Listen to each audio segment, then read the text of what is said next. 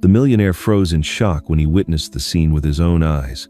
The little girl was being dragged outside by her stepfather, forced to stick her hands into a trash bin to search for food. Her dress was filthy, her face covered in tears, her trembling voice pleading desperately. At that very moment, he understood he could no longer stand by, and the truth behind it all would leave everyone in disbelief. Before we begin, please leave a comment about this story and give us a score from 1 to 10. How are you feeling today? If there is anything on your mind, I am always here to listen. May you find moments of reflection as you follow this healing story, together with the journey of courage and justice. The rickety wooden door of the ground floor apartment swung open, its rusty hinges screeching with a piercing sound before slamming hard against the wall, sending an echo down the narrow hallway. Inside, the air was thick with the stench of mildew and cigarette smoke, mixed with the harsh bite of alcohol. On a stained, threadbare sofa, Victor Ramirez slouched heavily, his bulky frame leaning to one side. In his hand, a half-empty liquor bottle rolled with each labored, alcohol-soaked breath. His eyes were half shut, his mouth releasing rough, guttural snores. The 40-year-old man's life had long become a repetitive spiral, drinking, gambling, then drowning in debt. The neighbors no longer flinched at his midnight shouting or at the sight of him staggering out of the bar at the corner of the street.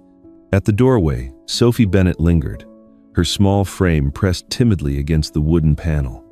Her thin hands trembled as they clutched the frayed hem of her faded white dress. Her face was pale, her eyes shadowed by sleepless nights. Since the death of her mother, Laura Bennett, who had passed away during a difficult childbirth, everything in this apartment had fallen apart. Her stepfather had never once treated her as family. He tossed her nothing more than cold, watery porridge or a few wilted vegetables dragged in from somewhere, just enough to keep her from collapsing altogether.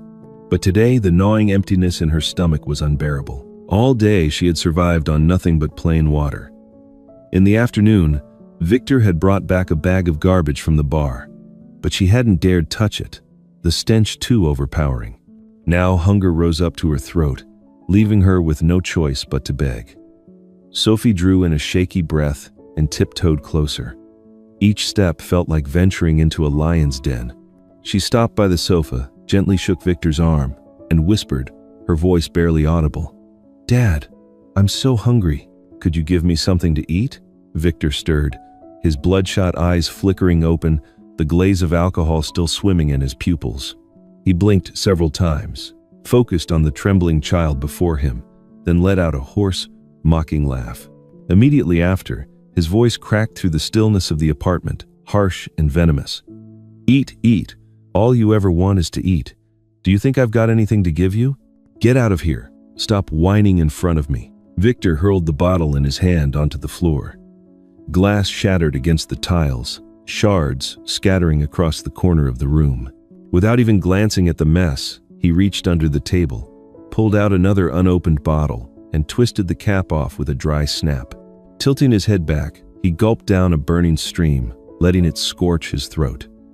Liquor dribbled from the corner of his mouth, soaking into the wrinkled red plaid shirt clinging to his chest. Still half drunk, Victor lunged forward and clamped his rough hand around Sophie's frail arm. With a violent tug, he nearly sent her sprawling, then dragged her toward the door, ignoring her choked sobs.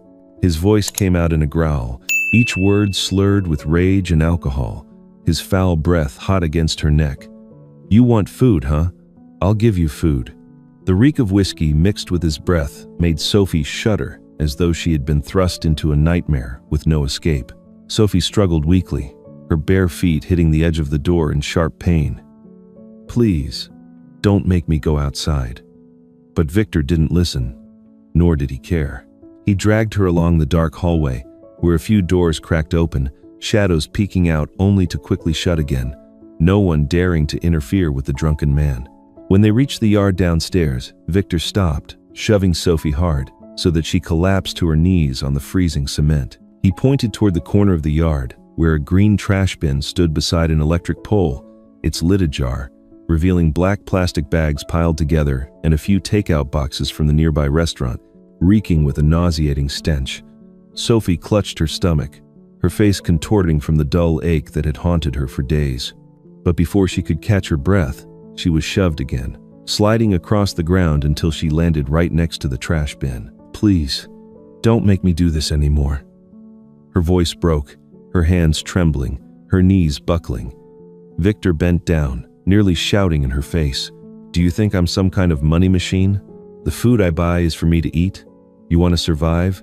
Then go get it yourself. And you're crying over this? You stupid, useless brat." Around them, a few windows creaked open. An old woman whispered to the person beside her, "Poor child." Another man's voice answered softly, "I know, but who dares to get involved with him?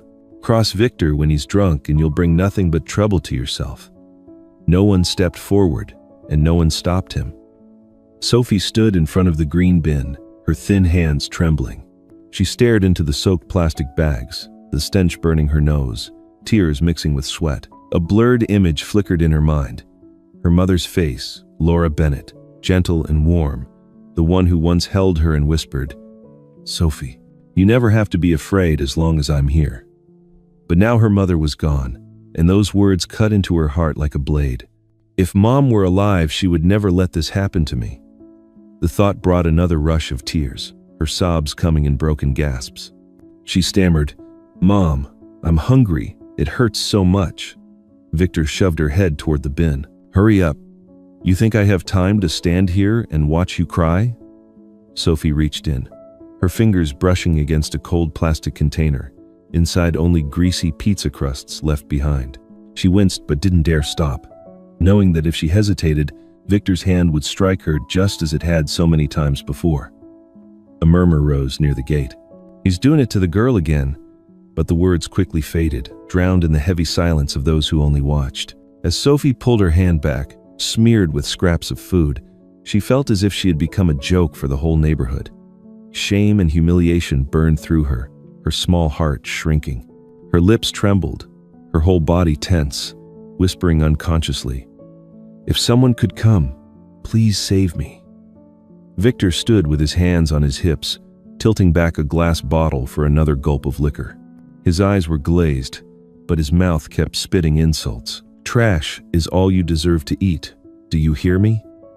And then, a man's voice rang out from behind, firm and clear, freezing everyone in place. "Stop." Victor turned around, scowling, his drunken face flushed red.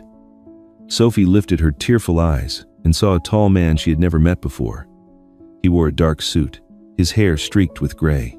His gaze wasn't cold like Victor's, nor indifferent like the neighbors, but carried a sorrow too deep to name. Sophie trembled, her heart in turmoil. Who was this man? Why had he stopped when everyone else only turned away? In that moment, time itself seemed to stand still. The man in the dark suit took another step forward, his hand lowering slightly as if to stop the action that had just happened. His eyes fixed on the frail child trembling before him, then suddenly froze, as if something was tightening inside his chest. He was Michael Anderson, 38 years old, a successful businessman in real estate.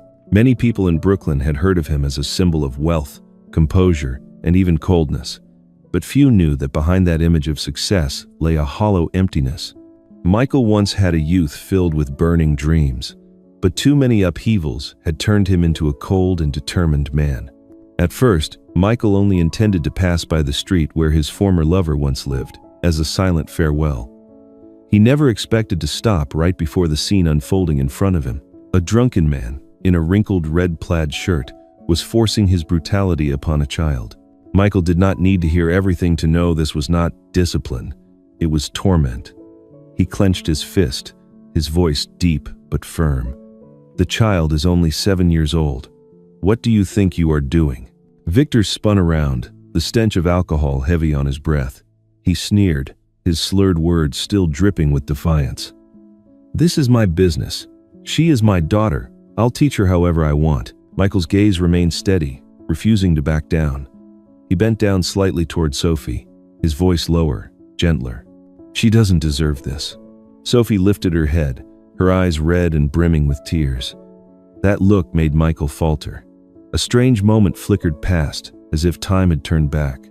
In those eyes, he caught a glimpse of Laura Bennett, the first woman he had ever loved, the one who had shared his youthful years.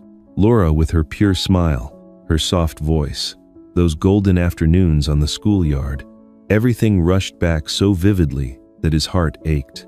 In his mind, he could still hear Laura's familiar laugh and her whispered words from long ago, "Michael, never stop hoping." But now, that hope had shattered with the news of Laura's passing, leaving behind a cold emptiness that nothing could fill. Michael looked at Sophie, his throat tightening, whispering just for himself to hear, "These eyes, they are Laura's." Victor's furious roar suddenly cut through, shattering the silence. "Who the hell are you to stick your nose in my business? Get lost. This has nothing to do with you." Michael did not move back. His voice was calm yet resolute. "I don't care who you are, but you clearly have no right to harm a child." Victor gave a dry laugh and spat on the ground. "What do you know? She lives off me, I feed her, I house her. If I want to teach her, you have no right to speak." Sophie clutched her stomach, her breathing uneven, sobs shaking her small body. Tears rolled down her cheeks, mingling with the dirt. Michael bent down, reaching out to support her. He did not think twice. He only knew that leaving her there would be against everything he believed in. Sophie looked up at him once more. Her eyes carried confusion and doubt, yet within them flickered a fragile spark, as if silently asking, "Are you truly different from those who abandoned me?" Michael gently squeezed her hand, forcing his voice to be as warm as possible. "Don't worry, I'll take care of you," Victor roared, his face flushed red, lifting the bottle of liquor as if he were about to hurl it. "Let her go! She's my daughter!" But before the next words could escape his mouth, Sophie's body suddenly went limp. She collapsed, her breathing grew faint, and her eyelids slowly closed. Michael barely managed to catch her, feeling how unbearably light and fragile she was in his arms. His chest ached with sorrow. He glared at Victor, his voice dropping low. "What have you done to this child?" Victor shouted, pointing straight at him. "You're stealing my daughter. Everyone look, he's taking her away from me." A few neighbors peeked out, whispering among themselves, but no one dared to step forward. All eyes turned toward Michael, the stranger who had suddenly become the center of attention in the neighborhood. Holding Sophie tightly, Michael could feel her breath weakening like a fragile thread about to snap. A fierce, irreversible determination surged within him. He spun around, carrying Sophie out of Victor's grip, leaving the man's furious screams behind. Michael held the little girl tightly in his arms, his leather shoes pounding against the sidewalk. He crossed the narrow street, opened the car door, placed Sophie on the seat, and immediately drove off. His heart raced, every fragile breath from the child in his arms tightening his chest with fear. Her body was so light that Michael felt terrified, as if the slightest lapse would cause her to vanish from his grasp. The car sped down the road toward the nearest hospital. When he arrived, Michael didn't bother to find a parking space. He slammed on the brakes at the emergency entrance, then rushed inside carrying Sophie. "Somebody help! She needs help right now. She's not okay." Michael's voice rang out, trembling but full of urgency. A woman in a white lab coat immediately approached. She was in her early 40s, tall, with sharp yet compassionate eyes. This was Dr. Caroline Hughes, head of pediatrics, known for her dedication and firmness in critical cases. She glanced quickly at Sophie, and her expression darkened. "Oh my God, this child is severely malnourished. Her stomach is bloated from intestinal infection. How long have you people let her suffer like this?" Her voice thundered down the corridor. Michael froze. His throat tightened, words catching in his chest. I'm not her father. I just found her on the street." Caroline stared at him for a long moment, then exhaled sharply. She lowered her voice, though her eyes remained as sharp as blades. "Then you're the only one who cared enough to bring her here today.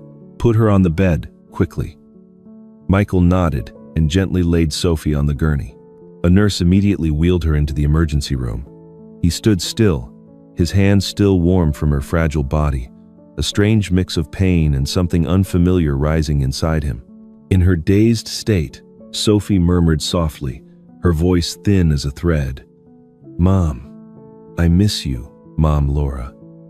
Michael froze, his heart stabbing with sudden pain. That name struck him like a blade through memory. Laura Bennett, the woman he had loved all through his youth. He looked down and caught sight of an old silver necklace around Sophie's neck, its pendant engraved with the letter L. It was the cheap trinket he had once given Laura on their graduation day.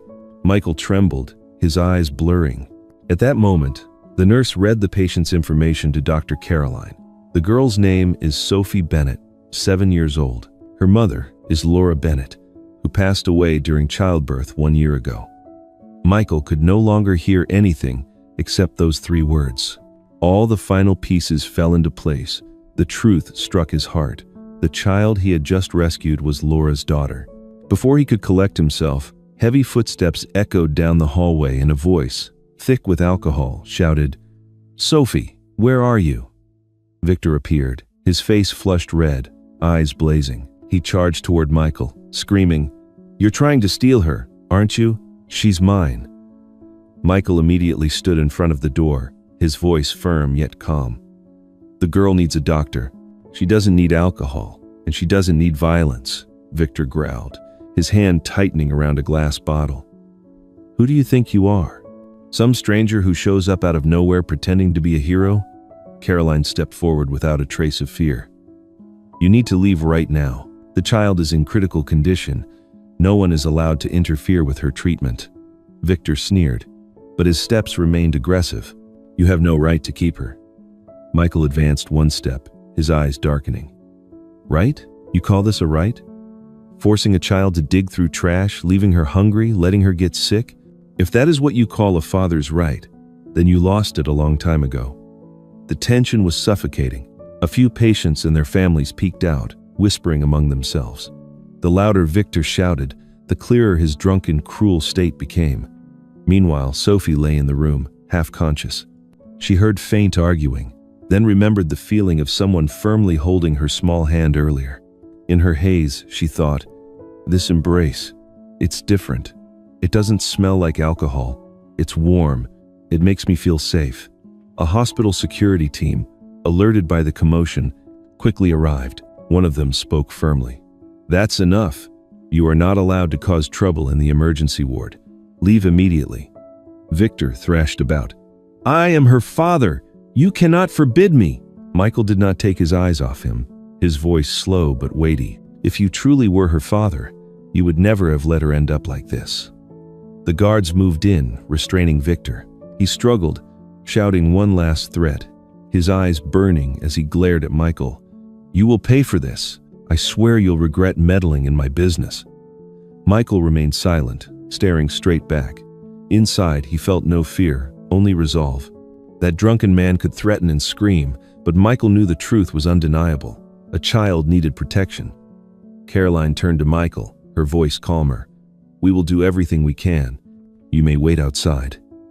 Michael nodded slightly, sitting down on a chair, his hands clasping tightly together. He had never felt his heart tremble like this before. Amid the hospital's noise, he quietly whispered to himself, "Laura, if you were still here, what would you want me to do? I cannot turn my back on this child." The emergency room door closed, leaving Michael alone with his restlessness, while Victor was dragged away by security, still screaming in despair. The emergency room door was shut. Michael sat outside on the waiting bench, his weary eyes fixed on the place where Sophie was being treated. He still did not know what he would have to do next, but one thing was certain. Protecting this little girl was no longer a choice. It had become his responsibility. Meanwhile, at a small bar down the street, Victor slumped into a chair, his face twisted from the alcohol. He slammed the bottle against the table and shouted, "Bring me more!" His eyes were bloodshot, a mix of anger and fear. The child was no longer in his hands, and the image of Michael carrying Sophie away made him lose control. A well-dressed man in a gray suit walked in. This was Richard Collins, a well-known lawyer, infamous for being greedy and always ready to bend the law for profit. Collins pulled out a chair, sat down in front of Victor, and lowered his voice. "Did you call me here because of the girl?" Victor nodded, reeking of alcohol. "I want to get money from that millionaire. He is rich. He will surely pay to keep this quiet. You figure it out." Collins smirked, his eyes gleaming with calculation. "If you want money, you need a legal reason. I will prepare papers proving that Sophie is not Laura's biological daughter. Then you can countersue, saying Michael kidnapped her. The court will have a hard time siding with him." Victor let out a dry laugh and slapped the table. Good. Very good. Do it. I'll get the money, and he will lose his reputation. At that moment, from behind the counter, a woman had heard everything. It was Clara Doyle, the owner of the bar. 45 years old, heavyset, with shifty eyes that never stayed still. Victor owed her quite a large sum for alcohol. Clara walked over, her voice sharp. Victor, you have not paid me for a whole month. Whatever you are planning, don't forget what you owe me. Victor glanced at Collins, then turned to Clara with a crooked smile. You want money, don't you? Then take my side. In court, you just say you saw Michael luring the girl away. Say a few right words, I'll get the money, then I'll pay you back. Clara hesitated for a moment, then nodded. Fine, as long as I get my money back. Collins took a sip of water and looked at them both. Good. One witness, one story, a few papers. That's enough to stir things up, but we need one more spark. Someone who can blow this thing up with the public. Right away, Victor remembered a name. A few days later, an article on the front page of a small online newspaper suddenly went viral. The headline was printed in bold. Michael Anderson, millionaire kidnaps the daughter of a deceased woman. The article was written by Ethan Cruz, a young and ambitious journalist, notorious for sensational pieces. For Ethan, the truth mattered far less than clicks. He sat in front of his computer screen, typing each line with a satisfied grin. Residents of Brooklyn are shocked after a witness claimed to have seen Michael Anderson luring a 7-year-old child. Sources also revealed that this girl is the daughter of a deceased woman he once knew. The article quickly spread. Comments erupted fiercely. Some people criticized, others expressed doubt, but most of them leaned toward a judgment unfavorable to Michael. His phone kept ringing non-stop. An old friend texted, "Is it true, Michael? Did you kidnap that girl?" A business partner called to cancel a contract signing. Even some casual acquaintances sent short messages, so disappointed. Michael sat in the hospital room, his hand trembling as he looked at the words flashing across the screen. He felt as if he had been torn away from the world he had spent years building. Meanwhile, Sophie woke up from her dazed dream. She looked around and saw Michael sitting beside her, his face weighed down. Her small hand picked up the newspaper someone had left on the chair. She skimmed the bold headline, and her eyes filled with tears. "Uncle," her voice broke, trembling. Will you leave me?" They said. "You kidnapped me." Michael startled, quickly turning to her. His heart tightened at the fear in her eyes. He leaned down, placed his hand on her shoulder, and spoke firmly yet gently. "I will not leave you, no matter what anyone says." In that moment, the world outside was still noisy, filled with slander. But inside the small hospital room, Michael knew he had just made a vow to himself. He gripped Sophie's shoulder tightly, his gaze resolute, ready to face the storm of public opinion that was about to strike. That night, the hospital room was dimly lit by the pale glow of a night lamp. Michael sat slumped in a chair, his eyes fixed on Sophie. Outside, the wind rustled against the window, but inside, the air was heavy with silence, pressing down on every breath. He had read through hundreds of messages and endured countless phone calls after the article was published. Each accusation felt like a blade cutting straight into his chest. Yet what hurt him most was the fearful look in Sophie's eyes when she asked if he was going to abandon her. Michael slowly rose to his feet and walked to the bed. He gently lifted the thin blanket and saw Sophie's small hands clutching a piece of dry bread. He carefully took it from her and placed it on the tray beside the bed, whispering, "You don't have to hide anything. Here, there will always be food for you. Tomorrow there will still be more, and the day after as well." Sophie opened her eyes and stared at him, as if searching for the truth in his words. Her lips trembled before she gave a faint nod, but her hand still gripped the edge of the blanket tightly, as if letting go would make everything disappear. The night dragged on slowly. Near 3 a.m, Michael was startled awake by a piercing scream. Sophie had bolted upright, sweat soaking her tangled hair. She trembled violently, her voice breaking with sobs. Don't send me to the trash again. I don't want to. I'm so scared." Michael rushed to her side and wrapped her tightly in his arms. He patted her back, his voice firm. "You're safe now. No one will ever send you there again. I promise you." Sophie buried her face in his chest, sobbing as if trying to release all the humiliation she had carried for so long. Michael held her close, his heart constricting. In that moment, he wished more than anything to hear her call him Dad. But he didn't dare say it out loud. He knew trust could never be forced. It had to grow from patience and love. As Sophie slowly drifted back into sleep, Michael sat motionless, his eyes red. He thought of Laura, of how in their youth he had once told her he wanted a big family someday. Now Laura was gone. The future they had dreamed of shattered, but a fragment of her memory was sleeping quietly in his arms. Morning came, and a knock at the door made Michael look up. A tall man stepped inside, his hair streaked with gray, his eyes intelligent and calm. It was David Foster, a veteran lawyer and Michael's old college friend. They had once been close, but after Laura's death, Michael had withdrawn from everyone. David placed a folder on the table, his voice steady. "Michael, I came as soon as I heard. I thought you might need me." Michael gave a weary nod. "Thank you, David. I don't even know where to start." David pulled out a chair and sat down, his eyes stern. "Victor is preparing to sue you. I have a source from the court. He doesn't just want Sophie. What he wants is money. And to get it, he will stoop as low as he has to." Michael frowned, clenching his fist. "Money? He dares to turn that child into a tool?" David sighed. "He has hired Richard Collins. Do you remember him? The lawyer who takes on all the shady cases. If Collins is involved, there will be forged documents for sure. And Victor will gather witnesses, even the press, to side with him." Michael stayed silent. In his mind, the image of Sophie digging through trash blended with the memory of Laura's eyes, igniting a fire inside his chest. David looked at his friend, his voice softening. "You have two choices. One is to back off, hand Sophie over to him, and consider it avoiding the storm. The other is to confront him, accept a long and dangerous fight.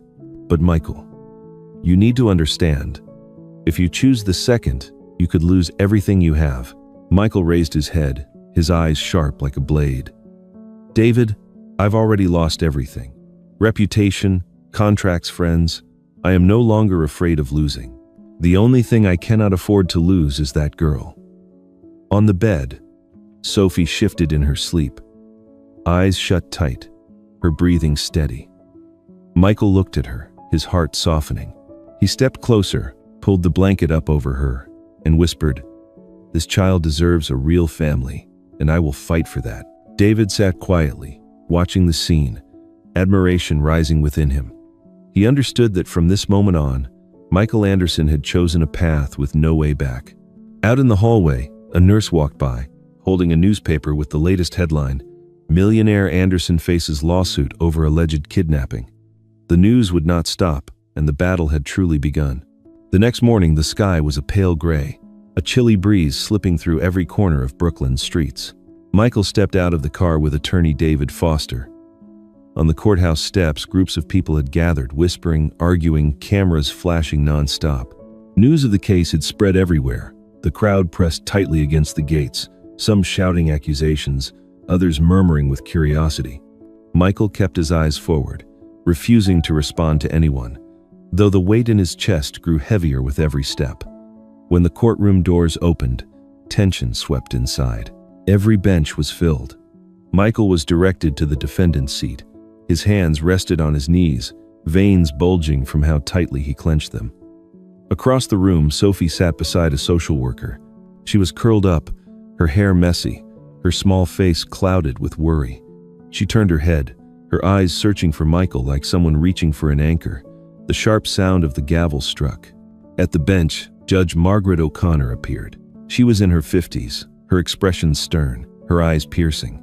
She was well known for being fair but unyielding in the face of wrongdoing. Her voice rang out, steady and commanding. "The hearing for temporary custody of the minor, Sophie Bennett, is now in session." Victor was called first. He tugged at his shirt collar, trying to appear respectable. His voice came loud, trembling with anger though he fought to control it. "She is my daughter. I've raised her since the day her mother died. I gave her a home. I fed her every meal. And him," he pointed directly at Michael, He only wants to use her to polish his reputation. A stir ran through the courtroom. Michael remained silent, his gaze fixed on Victor, refusing to be pulled into provocation. Next, Clara Doyle stepped forward. She wore a dark coat, her eyes darting around before she cleared her throat. "I saw Mr. Michael luring the girl. He gave her candy, pulled her to follow him. I witnessed it with my own eyes." At those words, Sophie's eyes widened. She shook her head desperately, whispering in a voice so faint it was almost lost to the air. "No, that's not true." But her protest was drowned out by the growing noise. Then came Ethan Cruz, a young journalist. Dressed in a tailored suit, a smirk tugging at his lips, he walked to the witness stand with the air of victory. "I was only doing my duty as a reporter. The public has a right to know the truth. What I wrote came from sources I trust, and clearly, this is a blatant case of kidnapping." The uproar in the courtroom swelled. Some shook their heads, others nodded in agreement. Michael closed his eyes for a brief moment, drew in a deep breath, then opened them again, locking his gaze on Sophie. He spoke no words, but his eyes carried a silent vow. "Trust me." Attorney David Foster stood up, his voice calm yet firm. "Your Honor, my client did not kidnap anyone. He only rescued a child who was in danger. We need more time to present the evidence." Judge O'Connor struck the gavel, her tone stern. "The court acknowledges that, but for now, the child cannot stay with either party until clearer evidence is presented." She turned toward the social worker and continued. "Sophie Bennett will temporarily be placed under the care of an independent guardian, Thomas Reed. Mr. Reed is a retired civil servant who has volunteered for many years in the child welfare system. He will look after the child until a final ruling is made." Hearing those words, Michael's heart tightened. He turned to look at Sophie. The little girl trembled, her eyes shimmering with tears. She tried to speak loudly enough for Michael to hear. Will you come back for me?" Michael nodded, his voice steady. "No matter what." Sophie pressed her lips together, gave a small nod, then let the social worker lead her away. Her steps were slow, and she kept looking back. Each glance felt like a rope tightening around Michael's heart. He tried to keep a calm face, but inside, it felt as if his whole world was collapsing. When the door closed behind them, Michael lowered his head and clenched his fists so tightly that his nails dug deep into his skin. He whispered, just loud enough for himself to hear, "This child is mine.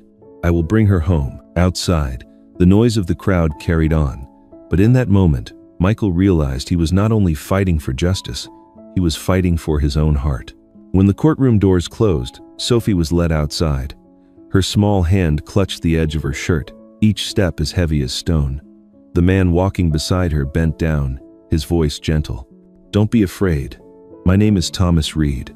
From today on, I'll be taking care of you for a while." Thomas Reed was a retired civil servant who had spent many years volunteering in the child welfare system. He was in his 60s, thin but spry, with kind eyes hidden behind an old pair of glasses. His voice was never loud, but it carried a patience children often sought as a refuge. Sophie gave a slight nod, though tears kept streaming down her face. She murmured so softly it was almost a whisper.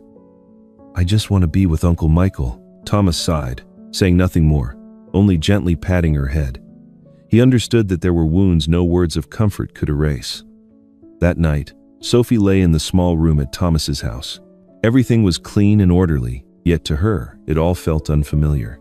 She pulled the blanket over her head, stifling her sobs. In the darkness, she whispered again and again like a prayer. "I just want to be with Uncle Michael. I just want to be with him." Meanwhile, Michael returned to his apartment. The room, already bare, now felt even colder. He sat down, his eyes fixed on the small shirt Sophie had left behind. His fingers traced the fabric slowly, as if trying to hold on to the last bit of warmth it carried.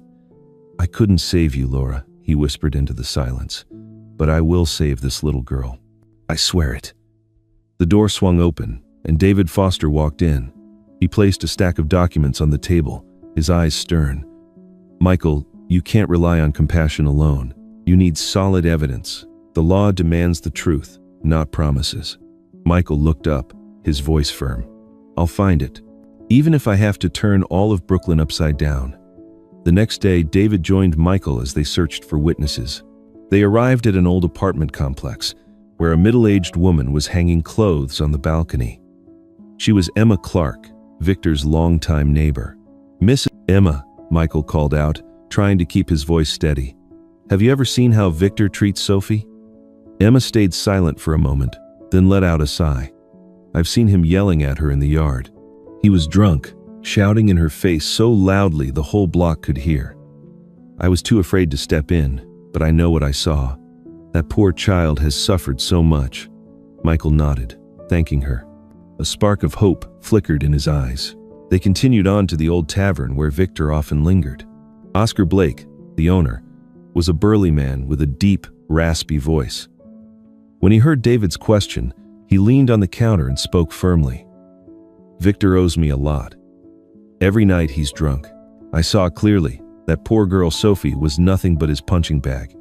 He yelled at her, sometimes even dragged her outside before she had a chance to eat. If the court needs a statement, I'm ready." Michael gripped Oscar's hand tightly and said softly, "Thank you. You don't know how much this means." The last witness appeared unexpectedly. In a narrow alley, a timid 9-year-old boy stepped forward. He was Harper Davis, the son of a family who lived near the area where Victor once stayed. Harper looked at Michael, his eyes bright but filled with worry. I saw it," Harper mumbled. "I saw him pull Sophie to the trash bins and force her to reach inside. Sophie was crying hard. I didn't dare say anything because I was scared. But now, if needed, I will tell the truth." Michael bent down, placing a hand on Harper's shoulder. "You are very brave. Your words can save your friend." That night, Michael returned to his apartment. He spread the notes across the table. Emma's testimony, Oscar's confirmation, and above all, Harper's truth. He sat staring at them for a long time, then clenched his fists, feeling the blood in his veins burning hot. "This is the key," he whispered. Outside the window, the wind blew in gusts, carrying the sound of distant car horns. Michael knew the day of reckoning was drawing near. The next morning, Michael walked into the courthouse with David Foster. On the steps, reporters crowded together, cameras flashing non-stop. No one paid attention to the morning chill. Everyone was waiting to hear the next development of the case that had shaken Brooklyn. Michael took a deep breath, tightening his grip on the briefcase in his hand. He knew today would decide everything. Inside the courtroom, the air was heavy with tension. Judge Margaret O'Connor sat upright on the high bench, her sharp eyes sweeping across the room. In the front row, Sophie sat quietly beside a social worker. She wore a light purple dress, her hands clutching the edge of her seat. When her eyes met Michael's, she gave a small nod, as if sending him a silent message. "I trust you." The sound of the gavel echoed. The second hearing began. David Foster rose first, his voice calm. "Your Honor, today we will present direct evidence from a witness." The courtroom door opened. A small boy with brown hair walked in timidly. This was Harper Davis, 9 years old, Victor's former neighbor. Harper stepped up to the stand, his eyes fixed on the floor, but his voice rang out clearly. "I saw Sophie crying with my own eyes. Mister." Victor dragged her to the trash bin and forced her to reach inside for food. She was shaking and crying, but he wouldn't stop. A wave of murmurs spread across the courtroom. Judge O'Connor struck the gavel to restore order, then nodded. "Thank you, Harper. You may step down." Next, Dr. Caroline Hughes took the stand. Dressed in her neat white coat, her voice was firm. The test results show that Sophie has suffered from prolonged malnutrition. Her digestive system shows severe signs of bacterial infection due to poor hygiene and unsafe food. This condition could not have developed in just a few days, but is the result of a long period of starvation and abuse. Her words struck Victor like hammer blows. He shifted in his seat repeatedly, sweat breaking out on his temples. The next person was Linda Parker, the social worker in charge of Sophie's case. Linda was about 35 years old, petite but with sharp eyes. She stood straight, her voice clear. "We have monitored and verified. Mr. Victor is not qualified to be a guardian." Harmful behavior toward the child has been recorded, and there are corroborating witnesses. Continuing to keep Sophie with him would put her in danger. The courtroom fell silent. Judge O'Connor jotted down a few lines, then signaled the defense. Attorney Richard Collins stepped forward. He held out a stack of documents, his voice confident. "Your Honor, we have evidence proving that Sophie has no blood relation to Laura Bennett. This makes it clear that my client, Victor Ramirez, is the only one with the right to raise her." David Foster immediately moved forward, his voice cold. "Your Honor, we have verified this.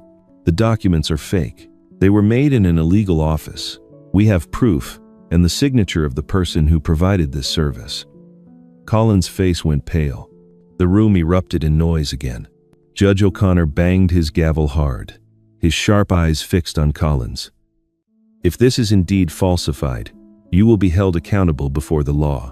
Next, Clara Doyle was called to the stand. She walked up, her hands trembling. David looked straight at her, his tone stern. "Mrs. Clara, you testified that you saw Michael Anderson luring Sophie, but we have a witness confirming that you were nowhere near the scene that day. Do you want to change your statement?" Clara lowered her head, sweat dripping.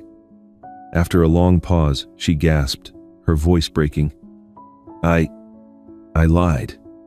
Victor forced me. He still owes money for liquor. I just wanted to get my money back."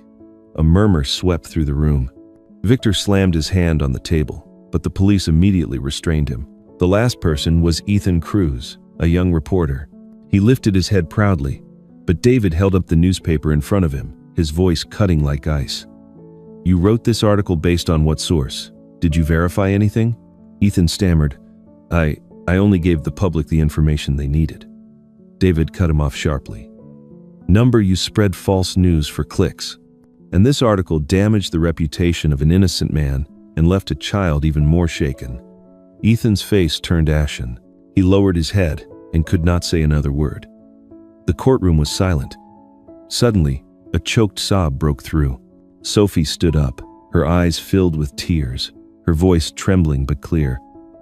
"I just want a real family, not the trash anymore." Those simple words froze the room.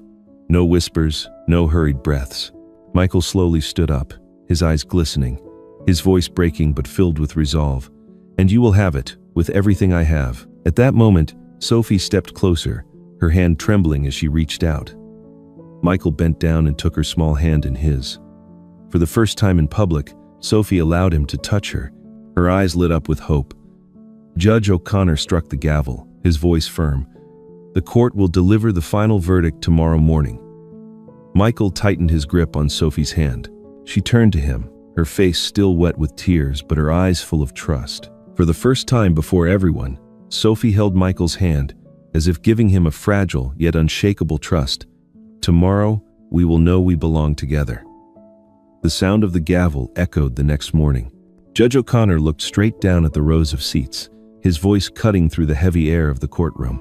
"The court hereby declares the termination of Mr. Victor Ramirez's guardianship, transferring the file to criminal court with charges related to child abuse. Attorney Richard Collins will be referred to the Ethics Council for possible suspension of his license. Mrs. Clara Doyle and journalist Ethan Cruz are fined for perjury and spreading false information. Sophie Bennett is placed under the guardianship of Michael Anderson, pending completion of procedures to establish long-term care." A court clerk, Olivia Green, a woman in her 30s, quick and precise, stepped forward and handed over a stamped file. "Mr. Anderson, this is the temporary decision along with the appointment with the guardianship office. Congratulations." Michael took it, barely able to nod. He turned toward Sophie. She was standing close to Thomas Reed. Meeting Michael's gaze, she slowed her steps, her small hand frozen in midair as if afraid she was dreaming. "Uncle, will I be with you forever now?" Michael bent down, his voice deep yet warm. "Not just your uncle. If you allow it, call me Dad." Sophie pressed her lips together, not answering right away. She took Michael's hand, squeezed it gently, then leaned her head against his arm. Thomas smiled kindly. "Go on, kid. With him, you'll be safe." Michael looked at the old man, nodded in silent gratitude. As they stepped out of the courthouse, Reporters swarmed in. David Foster blocked the front. "No comments," he said firmly. Michael lowered his head, holding Sophie close, and quickly pushed through the crowd. He did not want any camera capturing her worried face. Back at the apartment in Brooklyn, Michael opened the door and stepped aside. "This is our home," he said slowly. "Go ahead, take a look around." Sophie stepped inside, moving cautiously as if she might break something fragile. The small space was neat and clean. Michael pointed at the door on the right. "That's your room, Dad. Already put a few things in there. If you don't like them, we'll change it." Sophie pushed the door open. A small bed with bright sheets, a bookshelf, and a nightlamp shaped like the moon. She touched the headboard and noticed a transparent plastic box. Michael stood in the doorway. "That's the comfort basket.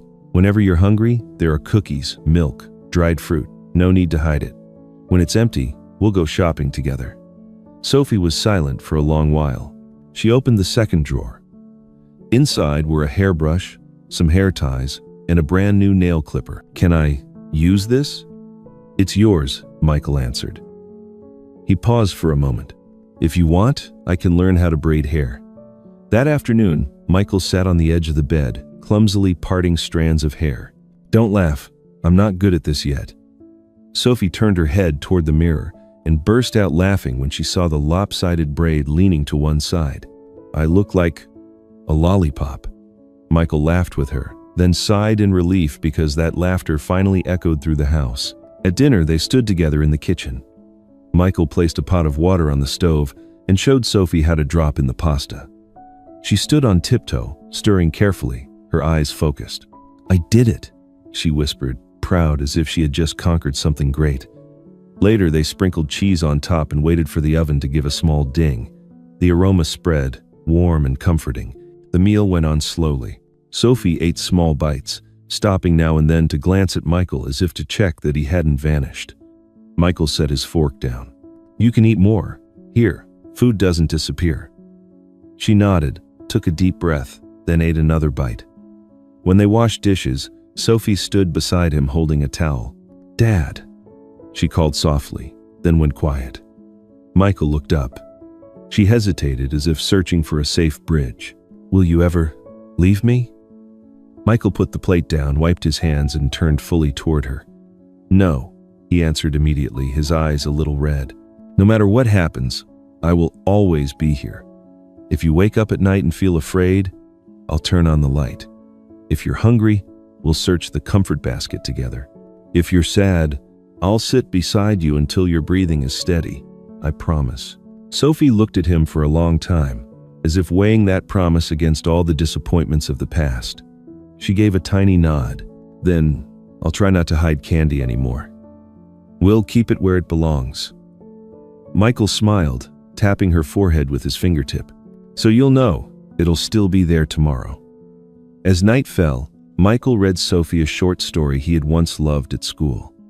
She tilted her head, following every word. Near the end, she blinked and asked softly, "Do you know why I look like someone you knew?" Michael set the book down. "I once loved someone very kind. Her name was Laura Bennett." Sophie froze. "I have my mother's last name," she whispered. "She said, when I was old enough, I would understand why she chose it."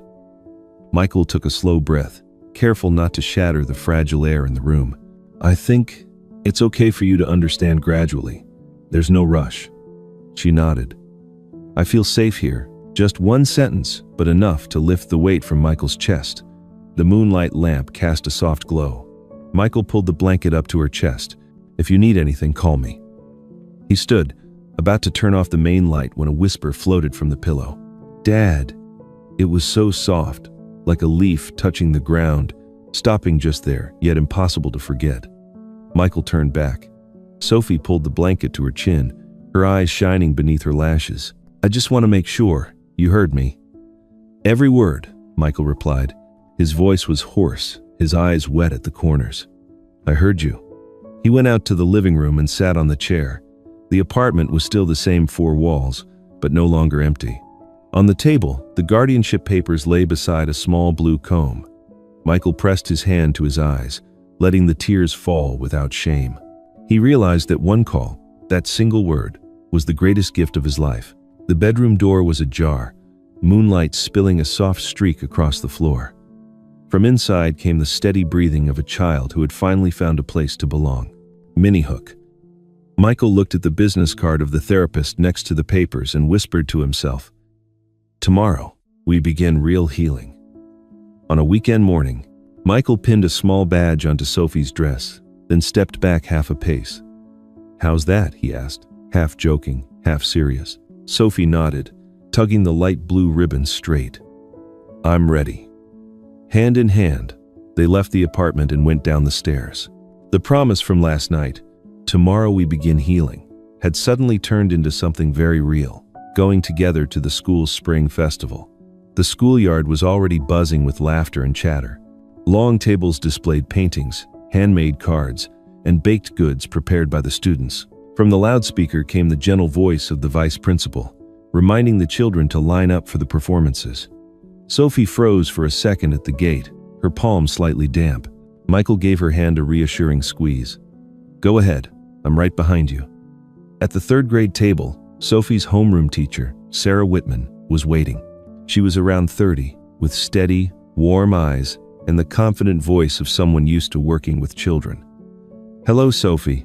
You look lovely today." Sophie smiled faintly, murmured, "Hello, miss," then slipped half a step behind Michael. Miss Whitman glanced at him, giving a small nod that both of them understood as a greeting. At the corner of the yard, school counselor Nina Patel, a petite South Asian woman who spoke gently and slowly, was arranging the wish-drawing booth. Seeing Sophie's curious gaze, Nina walked over. "Hi there. This is a place where everyone draws what they hope for in the spring. There's no right or wrong, only what you want to say." Sophie looked at Michael. He nodded. She stepped forward and picked a blank sheet of paper. Before taking up the pen, Sophie turned toward her friends. "Jenny, come here." Jenny Lopez, her classmate with braids on both sides, ran over. Sophie pointed toward Michael, her voice suddenly firm in a way that surprised even herself. "This is my dad." The words came out as softly as a breath, but enough to make Michael freeze. Jenny grinned brightly and waved. "Hi, mister." From a nearby table, two boys from their class also turned and greeted him without hesitation. Michael answered, "Hello, kids," then instinctively drew in a deep breath, as if to hold on to that fleeting moment. At the used bookstall, David Foster appeared carrying 2 cups of passion fruit juice. "Reinforcements have arrived." He placed one in Michael's hand, then squinted toward the wish-drawing board. "She looks braver today." Michael looked over, catching sight of Sophie leaning close to her paper. "She just introduced me as her dad in front of her friends," he said, his voice quiet but still trembling. David paused for a beat, then smiled in place of congratulations. The performances began. On stage, the children recited poems, sang songs, and played instruments. Sophie and Jenny stood in the second row of the choir. As the music started, Sophie glanced down into the crowd. Michael stood among them, his hands in his pockets, though his eyes betrayed everything he felt. She began to sing, softly at first, then louder with each line. By the chorus, Sophie let go of her friend's sleeve, raised both hands in the correct motions, and still kept her eyes searching for Michael. He gave the faintest nod, like a steady beat of reassurance. When the song ended, Sophie ran down. "I did it," she said, breathing heavily. Michael handed her a tissue. "I know you did." His words were short, without long praise, only his hand resting on her shoulder for a moment. Through the crowd, a dark figure approached, Judge Margaret O'Connor. Today she wasn't in her robe, only a dark dress and a silver pin at her collar. She gave a small smile, tilted her head in greeting. "I didn't want to make noise. I just stopped by for a few minutes. Congratulations to both of you." Michael was a little surprised. "Thank you for everything." She shook her head. "I only did my part. As for you, you proved that family is something we choose." She bent down to Sophie's eye level. "Are you doing all right?" Sophie nodded. "Yes. I'm learning how to braid my hair nicely." Judge O'Connor let out a soft laugh. "That's good. Hold on to little things like that. They are the foundation of a home." She left, leaving behind a comfortable silence. Nina Patel returned, handing Sophie a thin wooden frame. "If you want, you can place your drawing in this. Take it home with you."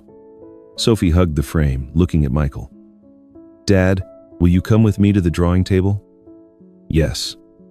The two of them sat together in a quiet corner. Sophie picked a brown crayon for the roof, green for the lawn, yellow for the glowing window. She slowly drew two figures standing side by side, holding hands. Michael stayed silent, only passing her colors when she looked his way.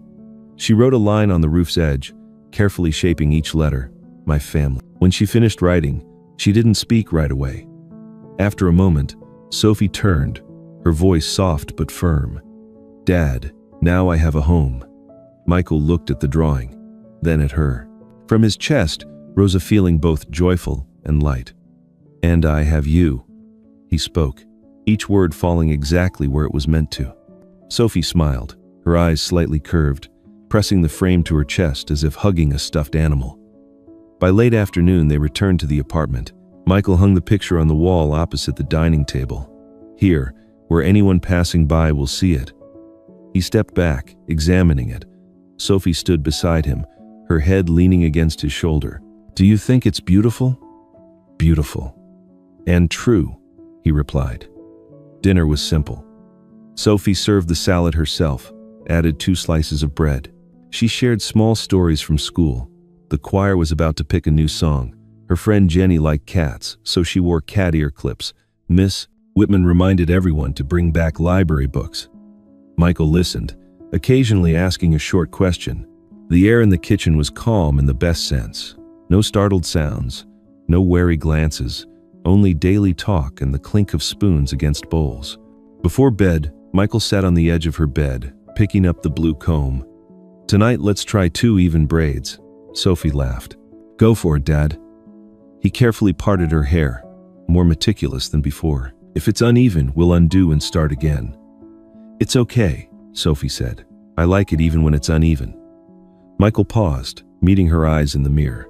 "I like it even when it's uneven too, as long as we're here together." The night lights shaped like a moon glowed on. Sophie slid under the blanket, suddenly pulling Michael's hand. "Dad, will you hug me for a while?" Michael lay on his side, wrapping his arm around her shoulders. Sophie's breathing slowly steadied. She whispered, her voice already blending with sleep, "Thank you for being here when I needed you." Michael closed his eyes, resting his chin on her hair that smelled of children's shampoo. "Thank you, Sophie. You gave me a reason to live." A little while later, Sophie slept peacefully. Michael stood, drew the curtains, and once more looked at the picture hanging in the living room. On the wall, 2 drawn figures held hands in front of a house with a glowing window. No notes of kinship, no paperwork inside the frame, only one truth clear: this was home. From broken pieces, they had built a family again, not because of blood, but because of unconditional love. Dear friends, we have just walked together through a journey filled with tears, yet also illuminated by hope. A little girl once forced by her cruel stepfather to dig through garbage for food seemed destined to live her entire life in darkness. But fate led her to Michael, a man who had locked his heart away because of painful memories, yet at the right moment opened it to save Sophie's life. The story ends with a powerful message. The wicked will ultimately pay the price for what they have done, while good people, even if misunderstood or mistreated at times, will be rewarded with what they truly deserve. Sophie finally found a real family, not through blood, but through love and perseverance. And Michael, who once lost everything, found the meaning of life again in the bright eyes of a child calling him Dad. This is the power of heartwarming stories, touching stories, where darkness is driven away by a single ray of light, where faith is rebuilt from broken pieces. And now, Story 4 Heart wants to hear from you. Have you ever experienced a moment when kindness changed someone's destiny? If you were in Michael's place, would you have the courage to stand up and protect a child who wasn't your own? And what do you believe makes a true family, blood ties, or unconditional love? Before we end, I also want to ask, where are you watching this video from, and in what circumstances? Wherever you are, I hope you can feel the love spreading through every story we share. Thank you for being with Story 4 Heart. Leave a comment, share your thoughts, And don't forget to subscribe so you won't miss the next moving and meaningful story. Because in this life, the light of kindness can come from anyone.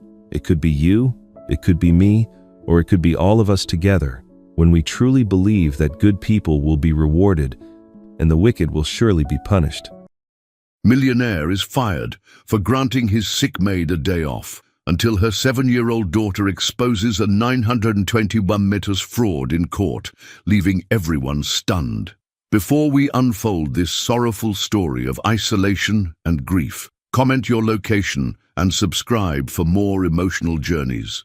The mahogany conference table shook as Michael Harrison's fist crashed down, his face flushed with disbelief. "You're firing me from my own company." Board member Patricia Wells avoided his piercing blue eyes, her voice barely above a whisper.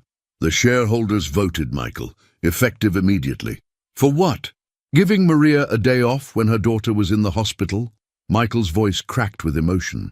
At 32, he'd built Harrison Tech Solutions from nothing, turning a garage startup into a $50 million empire.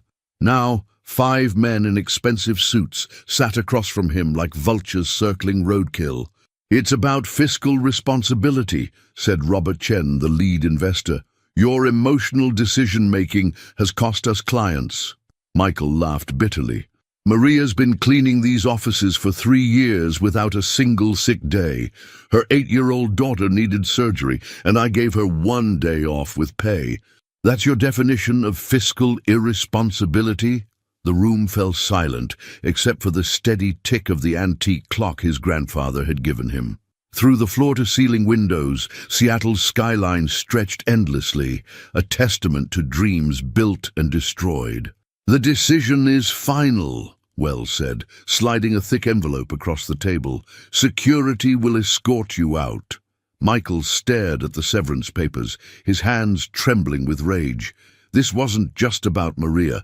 Something deeper was happening here. The vote had been too swift, too coordinated. These people had been planning this. "You'll regret this," he whispered, grabbing his leather briefcase. "When you realize what you've done, it'll be too late." As security flanked him through the lobby he'd designed himself, past the motivational quotes he'd personally chosen, Michael's mind raced. His phone buzzed, a text from his ex-wife, Sarah. "Emma's asking when you're picking her up. She made you a drawing." His 7-year-old daughter, the only pure thing left in his rapidly crumbling world. How would he explain that Daddy's big company didn't want him anymore? Outside in the drizzling rain, Michael looked back at the gleaming Harrison Tech building. Something wasn't right about today. The timing, the coordination, the almost rehearsed responses from the board. Someone had orchestrated this carefully, but who and why? His phone rang, an unknown number. "Mr. Harrison? This is Judge William Crawford's office. You're required to appear in court Monday morning at 9 a.m. sharp. Failure to appear will result in a warrant for your arrest." The line went dead before Michael could ask why. Standing in the rain, briefcase in hand, Michael Harrison realized his nightmare was just beginning. Emma Harrison pressed her small nose against the cold kitchen window, watching for her father's silver BMW. At 7 years old, she understood more than adults gave her credit for, especially when it came to reading people's faces and voices. "Daddy sounds sad," she told her stuffed elephant, Mr. Peanuts, adjusting his tiny red bow tie. "But he's trying to hide it." The front door opened with its familiar creak, and Emma rushed into her father's arms. Michael lifted her high, spinning once before setting her down, but she noticed his smile didn't reach his eyes like usual. "Hey, sunshine, how was school today? Mrs. Peterson taught us about being detectives." Emma bounced excitedly. "She said good detectives notice everything and ask lots of questions. Look what I made you." She handed him a crayon drawing, a stick figure in a suit standing next to a little girl with pigtails, both smiling under a rainbow. At the bottom, in her careful 7-year-old handwriting, "My daddy is the best boss ever." Michael's throat tightened. He knelt down to Emma's level, studying her serious brown eyes, so much like his own.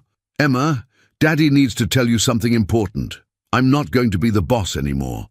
Her face scrunched in confusion. "Did you get in trouble?" "Something like that, sweetheart. But everything's going to be okay." Emma tilted her head, processing this information with the intensity she applied to everything. The mean people at work don't deserve you anyway, Daddy. You're too good for them. Later that evening, while Emma played in her room, Michael sat at his home office desk, staring at the court summons. Judge William Crawford. He'd never heard the name before. The citation mentioned corporate malfeasance and fiduciary violations, legal jargon that made no sense given the circumstances. Daddy? Emma appeared in the doorway, clutching Mr. Peanuts. Why do you look worried? Just some grown-up stuff, sunshine. Nothing for you to worry about. But Emma was already studying the papers on his desk with her characteristic intensity. What's malfeasance mean? It means doing something wrong on purpose. But you never do anything wrong on purpose. Emma's voice rose with indignation. You helped Mrs. Martinez when she couldn't afford her medicine, and you let everyone leave early when it snowed, and you always share your lunch with Tommy from security. Michael pulled his daughter onto his lap, amazed as always by her fierce loyalty and sharp memory. Sometimes good people get accused of bad things, Emma. That's why we have judges and courts, to figure out the truth. Emma nodded solemnly, then whispered, Daddy, what if the judge is wrong? What if he doesn't believe you're good? The question hit Michael like a physical blow. What if, indeed, he'd built his entire life on the principle that hard work and integrity would prevail, but today had shaken that foundation? Then we'll prove I'm telling the truth, he said, trying to sound more confident than he felt. Emma studied his face with those wise brown eyes. I'll help you prove it, Daddy. Detective Emma is on the case. Despite everything, Michael smiled. His daughter's unwavering faith gave him strength he didn't know he still possessed. Judge William Crawford adjusted his black robes and stared at his reflection in the courthouse bathroom mirror. At 58, his silver hair and weathered face commanded respect, but his pale blue eyes held secrets that could destroy everything he'd built. 23 years on the bench, he whispered to himself. Not now, not when I'm so close. The Harrison case was supposed to be simple, a routine corporate dispute that would end with the young entrepreneur bankrupted and disgraced. But Crawford's phone had been buzzing all morning, with increasingly urgent messages from his anonymous benefactor. The girl is a problem, the latest text read. She asks too many questions. Handle it. Crawford's hands shook as he deleted the message. He'd never intended for children to get involved, but Harrison's 7-year-old daughter had been present during several key conversations. Children notice things, remember details that adults dismissed. A knock on the bathroom door interrupted his thoughts. Your Honor, the Harrison case is scheduled to begin in 10 minutes. I'll be right there, Crawford called, splashing cold water on his face. Meanwhile, in the courthouse lobby, Michael Harrison straightened his navy blue tie and tried to project confidence he didn't feel. His lawyer, David Murphy, a public defender who looked barely old enough to graduate law school, shuffled through a stack of hastily assembled paperwork. I'll be honest with you, Mr. Harrison, Murphy said quietly. This case doesn't make sense. The charges are vague, the evidence is circumstantial, and the timing is suspicious. But Judge Crawford has a reputation for being unforgiving. Michael watched families and lawyers move through the marble hallway, everyone focused on their own dramas and crises. What do you know about Crawford? 23 years on the bench, excellent reputation, never been overturned on appeal. But Murphy hesitated. But what? There are rumors, nothing concrete, but some attorneys whisper about cases where his rulings seemed predetermined, like he'd already made up his mind before hearing the evidence. A chill ran down Michael's spine. And today you're facing a judge who's already decided you're guilty. As they entered the courtroom, Michael's phone buzzed with a text from Sarah. Emma insists on coming to court tomorrow, says she wants to see justice happen. I couldn't talk her out of it. Michael stared at the message, torn between pride in his daughter's courage and terror at the thought of her witnessing his potential destruction. Judge Crawford took the bench, his imposing presence filling the room. When his eyes met Michael's, there was something there, not just professional distance, but personal hatred, raw, burning animosity that seemed completely disproportionate to a corporate dispute. "Mr. Harrison," Crawford's voice boomed through the courtroom, "you stand accused of corporate malfeasance, breach of fiduciary duty, and fraud totaling $921 million. The number hit Michael like a sledgehammer. $921 million. His entire company wasn't worth half that amount. This wasn't just a mistake, this was deliberate destruction. How do you plead?" Michael stood on unsteady legs, his world tilting off its axis. "Not guilty, Your Honor. Completely, absolutely not guilty." Crawford's thin smile held no warmth. "We'll see about that, Mr. Harrison. We'll see about that." As the judge outlined the trial schedule, Michael realized he was trapped in something far more sinister than a simple, wrongful termination. Someone wanted him destroyed completely, and Judge William Crawford was their weapon of choice. Emma Harrison sat in the hard wooden pew of the courthouse, her legs swinging freely as she observed everything with the sharp eyes of a born detective. She'd convinced her mother to let her attend by promising to stay quiet and behave, but staying quiet didn't mean she wasn't learning. "The judge doesn't like Daddy," she whispered to Mr. Peanuts, who was hidden in her small backpack. "His face gets angry when he looks at him." Sarah Harrison squeezed her daughter's hand. "Sometimes adults have to make difficult decisions, sweetheart. That doesn't mean they don't like someone." But Emma wasn't convinced. She'd spent years watching people's faces, learning to read the subtle signs that adults thought children couldn't understand. Judge Crawford's expression when he looked at her father wasn't just professional sternness. It was personal dislike, maybe even hatred. During the lunch recess, Emma overheard two lawyers talking in the hallway. "Crawford's being unusually harsh," one said, "even for him. $900 million in damages. The kid's company isn't worth a tenth of that. Someone wants Harrison destroyed, and Crawford's the executioner." Emma didn't understand all the words, but she understood the meaning. Someone was trying to hurt her daddy on purpose, and the judge was helping them do it. That evening, while Michael worked late in his study reviewing legal documents, Emma crept downstairs with her tablet. She'd learned to use the internet for school projects, but tonight she had a different kind of research in mind.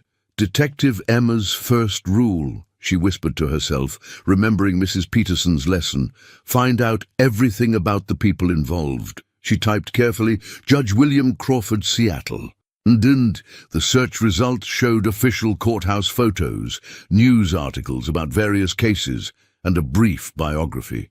Born in Portland, graduated from University of Washington Law School, appointed to the bench 23 years ago. Married to Helen Crawford, no children. Emma frowned. Why would someone with no children understand what it felt like to have a daddy in trouble? She clicked on the news articles, sounding out difficult words slowly. Most were boring legal stuff, but one headline caught her attention. Judge Crawford's controversial ruling in Riverside development case saves local park. The article was 3 years old and mentioned that Crawford had ruled against a major development company, preventing them from building condominiums on land that became a children's park instead. The company's owner was quoted as being devastated by the judge's obvious bias and personal vendetta. Emma's heart started beating faster. The company owner's name was Harrison, not her daddy, but someone with the same last name. She scrolled down to find more details. Richard Harrison, chairman of Harrison Development Group, expressed outrage at what he called a predetermined ruling that ignored legal precedent and sound business practices. The Harrison claimed Judge Crawford had a personal grudge against his family name. Emma stared at the screen, her 7-year-old mind processing this information. Richard Harrison. Could he be related to her daddy? And if Judge Crawford hated someone named Harrison before, maybe that's why he hated her daddy now. She quickly typed Michael Harrison, Richard Harrison family, but found nothing connecting them. Still, the coincidence seemed too big to ignore. "Emma, what are you doing up so late?" Her father's voice startled her. "Daddy, I was researching." Emma closed the tablet quickly, but not before Michael caught a glimpse of Judge Crawford's photo on the screen. Researching what? Sunshine? Michael sat beside her on the couch, concern evident in his voice. "The judge. I think he doesn't like people named Harrison." Emma's words tumbled out in a rush. "There was another Harrison man 3 years ago, and the judge made a mean ruling against him, and now he's being mean to you too." Michael stared at his daughter, amazed by her deductive reasoning. "Emma, that's actually very interesting detective work. But correlation doesn't always mean causation." "What's that mean?" "It means just because two things happen together doesn't mean one caused the other." But even as he said it, Michael wondered if his 7-year-old daughter had stumbled onto something significant. Emma yawned, her excitement giving way to tiredness. "Daddy, tomorrow I want to watch the judge's face real carefully. Detective Emma thinks he's hiding something." As Michael tucked his daughter into bed, her innocent words echoed in his mind. Children saw things adults missed, noticed patterns that escaped trained observers. Maybe Emma was onto something after all. The courthouse felt different on the second day of trial. Emma sat in the gallery with her mother, but this time she came prepared. Hidden in her school backpack, alongside Mr. Peanuts, was a small notebook and her favorite purple pen. She'd told her mother it was for drawing, but Detective Emma had a different purpose in mind. Judge Crawford entered the courtroom with his usual commanding presence, but Emma was watching everything now. His facial expressions, his body language, even where his eyes went when he thought no one was looking. "Page 1, she wrote carefully in her notebook. "Judge looks at Daddy with mean eyes, looks at prosecutor with happy eyes, looks at ceiling when Daddy's lawyer talks." The morning proceeded with testimony from Harrison Tech's former employees. One by one, they painted a picture of Michael as a caring but sometimes impulsive boss who made decisions based on emotion rather than pure business logic. "He gave me a raise when my wife had cancer," testified James Martinez, the security guard. "Said it was a performance bonus, but I knew it was because he heard about our medical bills." Emma watched Judge Crawford's face tighten with each positive testimony. She wrote, "Judge gets angrier when people say nice things about Daddy." During cross-examination, the prosecutor, a sharp-faced woman named Ms. Kelly, twisted each act of kindness into evidence of financial irresponsibility. So Mr. Harrison regularly gave unauthorized bonuses and raises based on personal circumstances rather than company policy.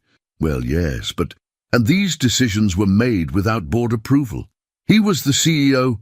"Thank you. No further questions." Emma's pen moved quickly. "Mean lady lawyer cuts people off when they try to say good things." But it was during the afternoon session that Emma made her most important observation.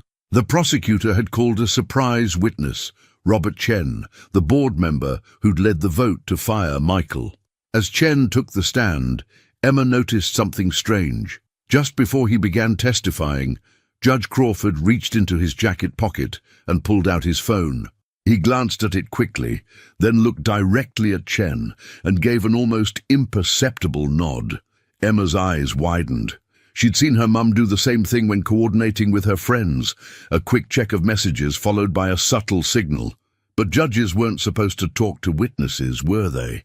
"Page 3, she wrote. Judge checked phone, then nodded at boardman. They know each other. Chen's testimony was devastating. He described Michael as reckless, emotional, and financially irresponsible. He presented documents showing questionable expenditures and unauthorized payments to employees. "This pattern of behavior," Chen said, looking directly at Judge Crawford, "culminated in the alleged embezzlement of $921 million from offshore investment accounts." Michael's lawyer jumped up. "Objection, Your Honor. There's no evidence of embezzlement, and those offshore accounts were legitimate business investments." Crawford's response was swift and harsh. "Overruled. The witness may continue." Emma watched the exchange with growing certainty. Something was very wrong here. She'd seen enough playground conspiracies to recognize the signs. People working together against someone else, secret signals, coordinated attacks. During the next recess, Emma tugged on her mother's sleeve. "Mummy, I need to tell Daddy something important." "Sweetheart, Daddy's talking with his lawyer right now. It's about the judge." Emma's voice was urgent. "He's cheating." Sarah looked alarmed. "Emma, you can't say things like that. Judges don't cheat." But Emma was already pulling away, determined to reach her father. She dodged between adults in the crowded hallway until she found Michael huddled with David Murphy near a window. "Daddy! The judge has a phone and he talks to the board man." Michael knelt down to Emma's level. "What do you mean, sunshine?" Emma opened her notebook, showing him her careful observations. Before the mean board man talked, the judge looked at his phone and then nodded at him. "They have secret signals." Murphy examined the notebook, his young face growing serious. "Mr. Harrison, if this is true, it's judicial misconduct at minimum," Michael finished. "But Emma, are you absolutely sure about what you saw?" Emma nodded solemnly. "Detective Emma is always sure. The judge is cheating to help the mean people win." As they prepared to return to the courtroom, Michael felt a surge of hope mixed with terror. His 7-year-old daughter might have uncovered evidence of corruption, but proving it would be dangerous for all of them. Judge Crawford was more powerful than any of them imagined. The third day of trial began with an unexpected development. Judge Crawford seemed different, more agitated, checking his phone frequently and casting suspicious glances toward the gallery where Emma sat with her notebook. "Detective Emma is making him nervous," she whispered to Mr. Peanuts. "Good detectives always make bad guys nervous." The morning's testimony focused on the mysterious $921 million that formed the heart of the prosecution's case. Ms. Kelly, the prosecutor, presented complex financial documents that supposedly showed Michael had diverted funds from Harrison Tech's overseas investments into personal accounts. But as Emma watched her father's face, she saw something else, genuine confusion and surprise. He wasn't acting like someone who'd been caught stealing. He was acting like someone who'd never seen these documents before in his life. "Daddy doesn't know about this money," Emma wrote in her notebook. "His face is surprised, not scared." Michael's lawyer, Murphy, struggled with the technical financial testimony. He was clearly out of his depth, fumbling with questions about international banking laws and corporate securities regulations. "Mr. Harrison," Crawford interrupted during cross-examination, "do you recognize your signature on these transfer authorizations?" Michael studied the documents through his reading glasses, his brow furrowed. "Your Honor, this appears to be my signature, but I have no memory of signing these particular documents. The dates don't correspond with any transactions I authorized." Crawford's face reddened. "Are you suggesting these documents are forgeries, Mr. Harrison?" "I'm saying I don't remember signing them, and the amounts far exceed any investments my company made overseas." Emma watched the exchange with fascination. The judge was getting angry again, but this time it seemed like panic mixed with rage. She wrote, "Judge scared when Daddy says papers might be fake." During the lunch recess, Emma overheard a conversation that made her blood run cold. She'd gone to the bathroom with her mother, but returned alone when Sarah stopped to talk with another parent. As Emma walked past a partially open door marked Judge's Chambers, she heard Judge Crawford's voice, tense and urgent. "I don't care what it takes," he was saying into his phone. "The Harrison girl is becoming a problem. She watches everything, writes everything down if she figures out." Emma pressed closer to the door, her heart pounding. "No, we can't touch her directly. Too obvious. But maybe we can discredit her father faster, end this trial, before she puts the pieces together." The voice on the other end of the phone was too quiet for Emma to hear, but Crawford's response made her stomach twist with fear. 23 years I've been building this. I'm not letting some 7-year-old brat destroy everything now." Emma backed away from the door, her whole body shaking. The judge wasn't just cheating, he was talking about her like she was dangerous. She had to tell her daddy right away, but as she turned to run, she collided with a court security guard. "Whoa there, little lady, you're not supposed to be back here." Emma looked up at the tall man in uniform, trying to decide if she could trust him. "I was looking for the bathroom." "It's down the hall, sweetie. Let me walk you back to your mom." As they walked, Emma's mind raced. She couldn't tell the security guard what she'd heard. He might tell the judge. She needed to get to her daddy, but court was starting again in 5 minutes. Back in the courtroom, Emma caught her father's eye and held up her notebook, tapping it urgently. Michael nodded slightly, understanding that she had something important to share. The afternoon session focused on character witnesses for Michael. Former employees, community members, and business associates testified about his integrity, generosity, and ethical business practices. But Judge Crawford seemed determined to undermine each positive testimony. "Mr. Martinez," Crawford addressed the security guard, "isn't it true that Mr. Harrison's so-called generosity was actually a pattern of financial mismanagement that contributed to the company's vulnerability to embezzlement?" "No, Your Honor, that's not—" "I'll ask the questions here, Mr. Martinez." Emma watched her father's shoulders slump with each hostile interruption. The judge was destroying every attempt to show that her daddy was a good person. As the day ended, Emma finally got her chance. While Michael packed his briefcase, she slipped him her notebook. "Page 4, Daddy, the most important page." Michael read Emma's careful handwriting. "Judge said I am a problem. He talked on phone about stopping me from figuring out his secrets. He said I am a brat who will destroy everything. He is scared of Detective Emma." Michael's hands trembled as he read his daughter's words. Emma had overheard Judge Crawford discussing her personally, admitting to some kind of conspiracy that involved destroying the Harrison family. "Emma," Michael whispered, kneeling beside her chair, "this is very dangerous. If the judge knows you're watching him, he's the one doing bad things, Daddy, not us." Emma's 7-year-old voice held fierce determination. Detective Emma isn't scared of bullies, even grown-up ones. As they left the courthouse that evening, Michael realized the stakes had just escalated beyond anything he'd imagined. His daughter had uncovered evidence of judicial corruption, but now she was in danger. Judge Crawford knew Emma was onto him, and desperate people did desperate things. The real battle was just beginning. The 4th day of trial brought an unexpected visitor to the Harrison household. Emma was eating her Lucky Charms cereal when the doorbell rang at 7 in the morning.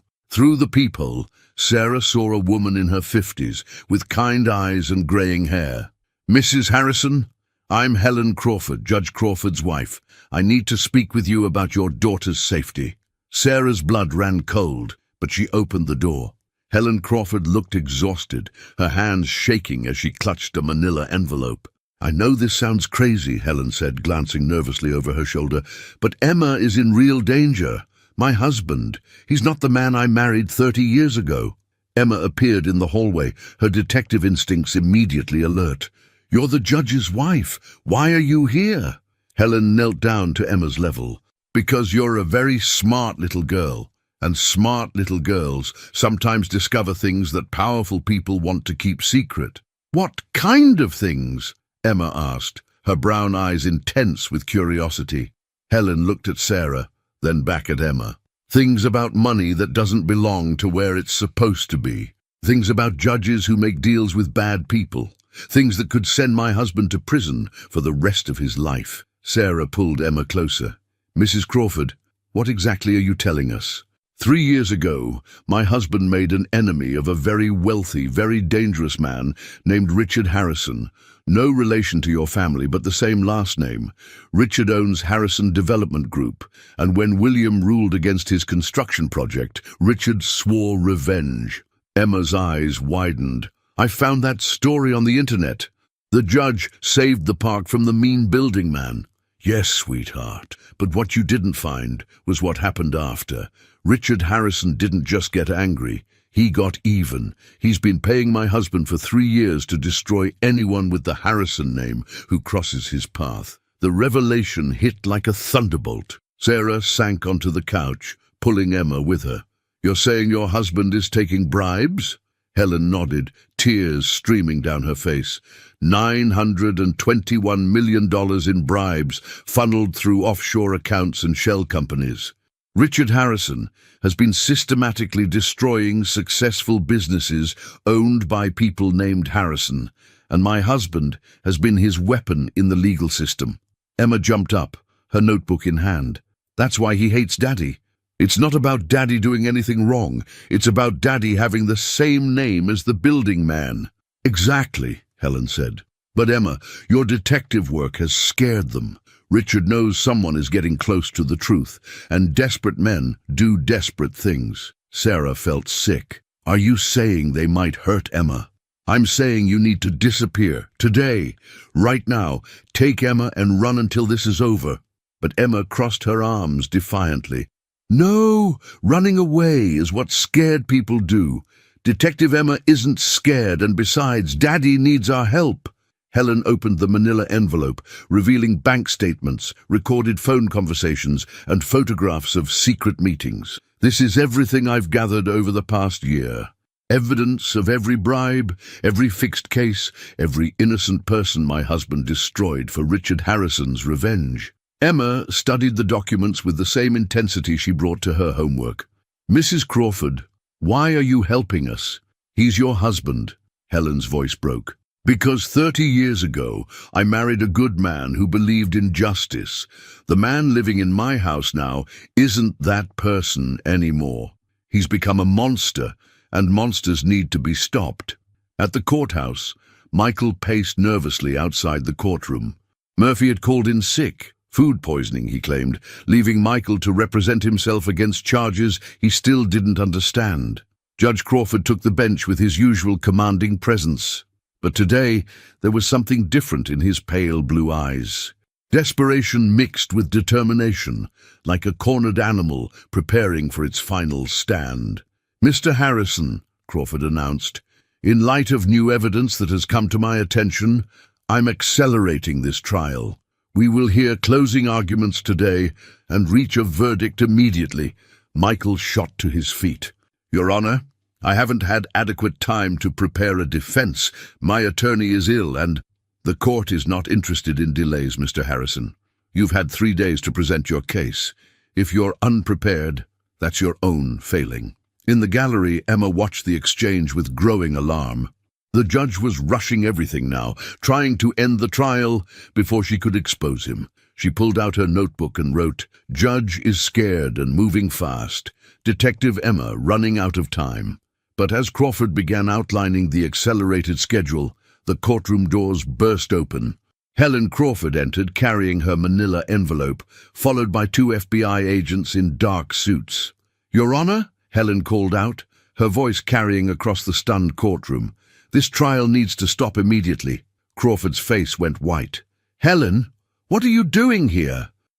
Stopping a travesty of justice," she replied, walking straight to the prosecutor's table. "Agent Martinez, Agent Thompson, I believe you'll find these documents very interesting." Emma watched with fascination as her father's case transformed before her eyes. The FBI agents examined Helen's evidence while whispering urgently among themselves. Judge Crawford sat frozen on his bench, his commanding presence crumbling with each passing second. "Ladies and gentlemen of the court," Agent Martinez announced, "by order of the Federal Bureau of Investigation, this trial is hereby suspended, pending a federal investigation into judicial corruption and conspiracy to commit fraud." The courtroom erupted in chaos, but Emma only had eyes for her father. Michael Harrison stood in the middle of it all, finally understanding that his 7-year-old daughter's detective work had not only saved him, it had exposed a conspiracy that reached far beyond their family. Judge Crawford was no longer a powerful figure of justice. He was just another criminal about to face the consequences of his choices. The FBI field office in downtown Seattle buzzed with activity as Agent Maria Martinez spread Helen Crawford's evidence across a conference table.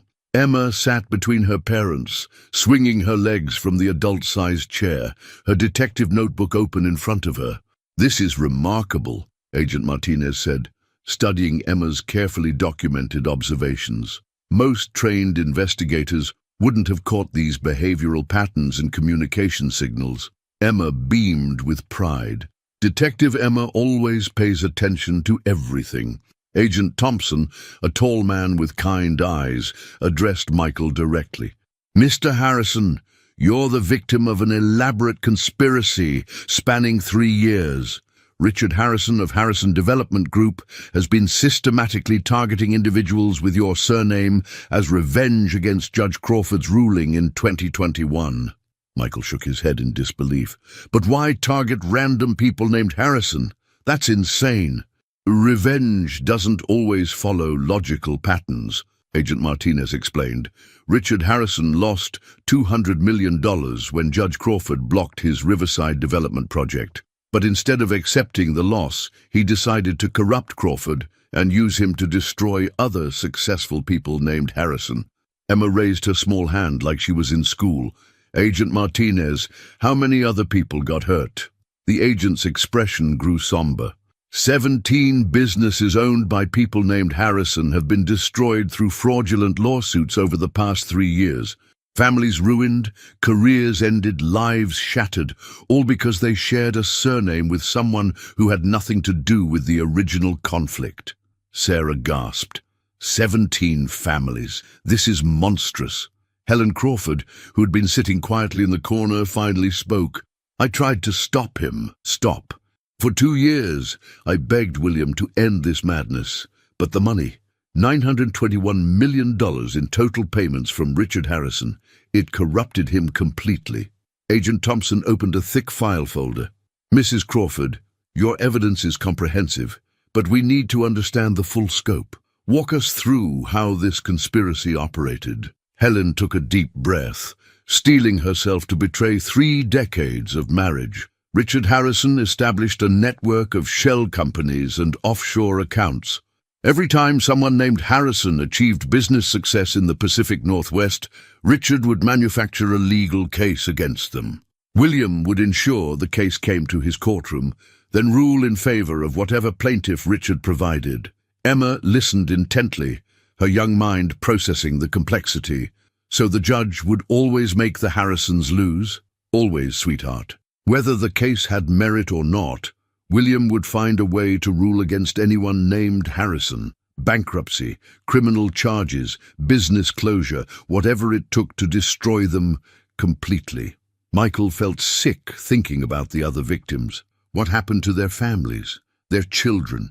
Agent Martinez consulted her files. 3 families lost their homes. 5 children had to drop out of college when their parents were bankrupted. 2 businesses that employed hundreds of people were shut down, putting entire communities out of work. The weight of the broader conspiracy settled over the room like a dark cloud. Emma, despite her young age, understood the magnitude of what they'd uncovered. Agent Martinez, Emma said solemnly, what happens to the mean judge now? Judge Crawford will be arrested and charged with conspiracy, bribery, obstruction of justice, and violations of civil rights under color of law. He's looking at 25 years to life in federal prison. Helen Crawford began crying quietly.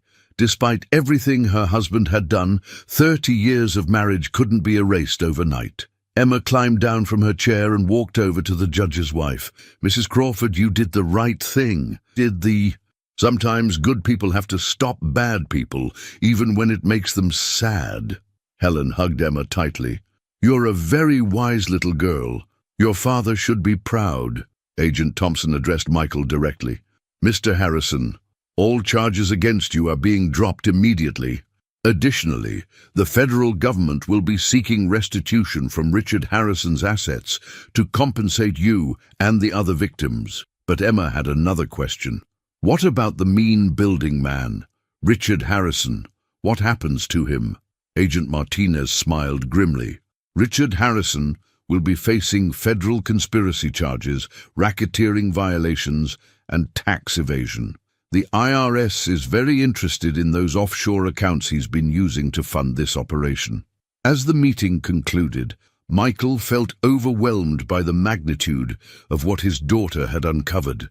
A 7-year-old's curiosity and keen observation had exposed a multi-million-dollar conspiracy that had destroyed dozens of lives. Emma, Agent Martinez said as they prepared to leave, have you ever considered a career in law enforcement? Emma grinned. Detective Emma is always considering new cases. But first, I want to make sure all the other Harrison families know they're going to be okay.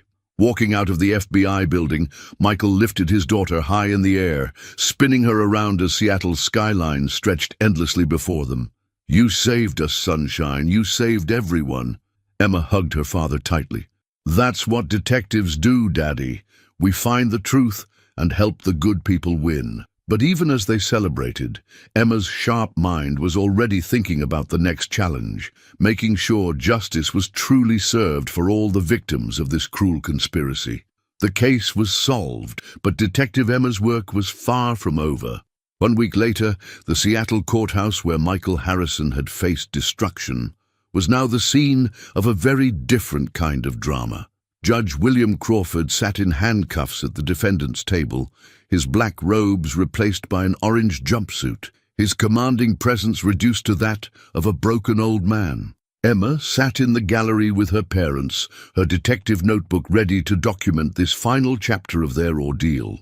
Federal Judge Patricia Williams presided over the proceedings, her stern but fair demeanor a stark contrast to Crawford's corrupt tyranny. "William Crawford," Judge Williams announced, "you stand before this court charged with conspiracy, bribery, obstruction of justice, and deprivation of rights under color of law. How do you plead?" Crawford's voice was barely audible. "Guilty, Your Honor. Guilty to all charges." Emma wrote in her notebook, "Bad judge admits he did bad things. Justice is happening." The prosecution, led by Assistant U.S. Attorney Rebecca Chen, outlined the full scope of the conspiracy for the record.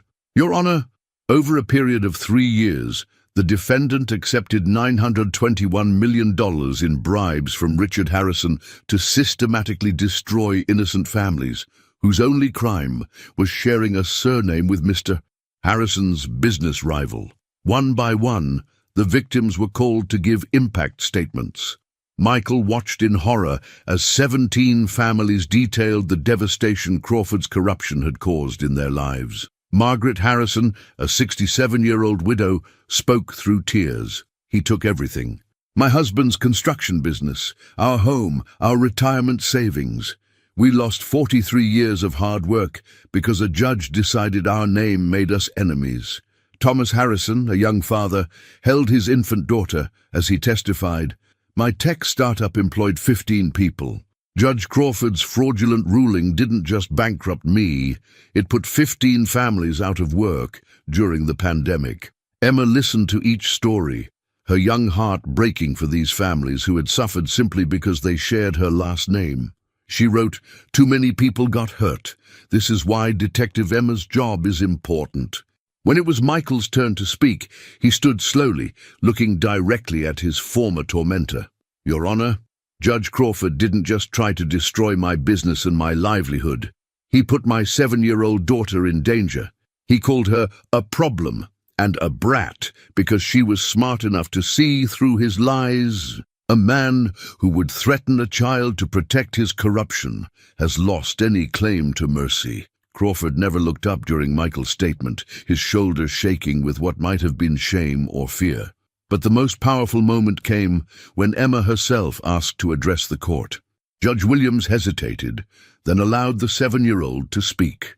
Emma stood on her tiptoes to reach the microphone, her clear young voice carrying across the silent courtroom. "Your Honor, my name is Emma Harrison, and I'm 7 years old. The bad judge tried to hurt my daddy and lots of other families just because we have the same name as someone he was mad at. That's not fair, and that's not justice." She paused, looking directly at Crawford. "Mrs. Peterson at school taught us that bullies pick on people because they're scared and sad inside. I think Judge Crawford was scared and sad, but that doesn't make it okay to hurt people." The courtroom was completely silent as Emma continued.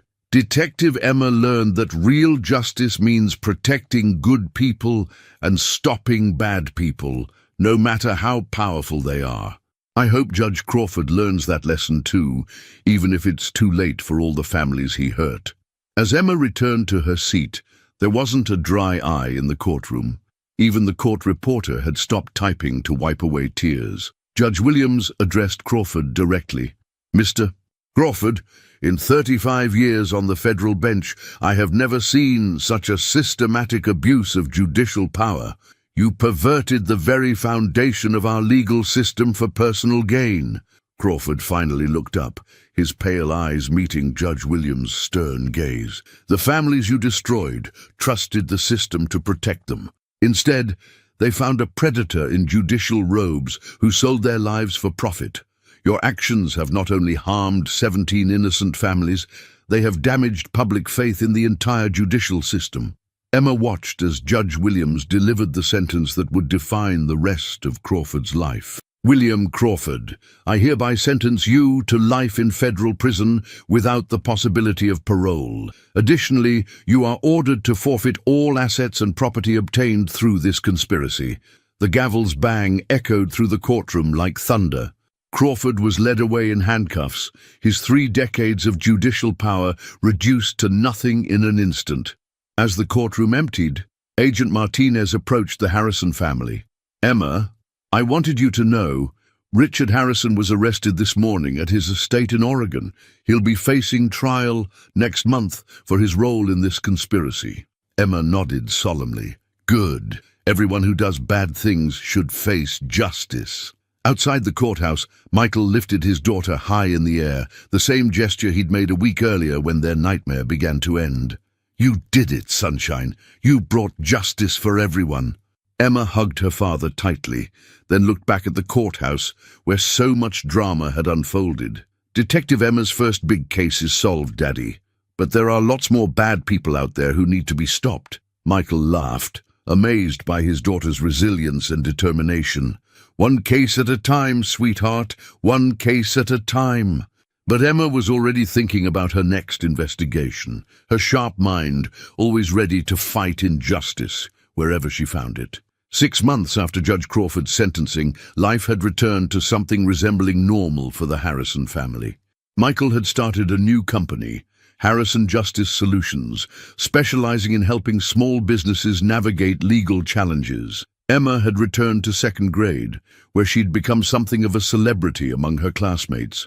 But on this crisp September morning, their quiet suburban routine was interrupted by an unexpected visitor.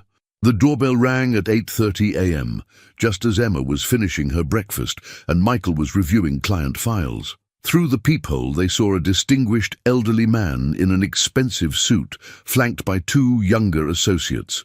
Mr. Harrison, my name is Alexander Morrison. I represent the families affected by the Crawford conspiracy. We'd like to speak with you and Emma about a very important matter. Michael opened the door cautiously, Emma peeking out from behind his legs. Morrison smiled warmly at Emma. You must be the famous Detective Emma. I've heard remarkable things about your investigative skills. Emma studied the visitors with her characteristic intensity. Are you good lawyers or bad lawyers?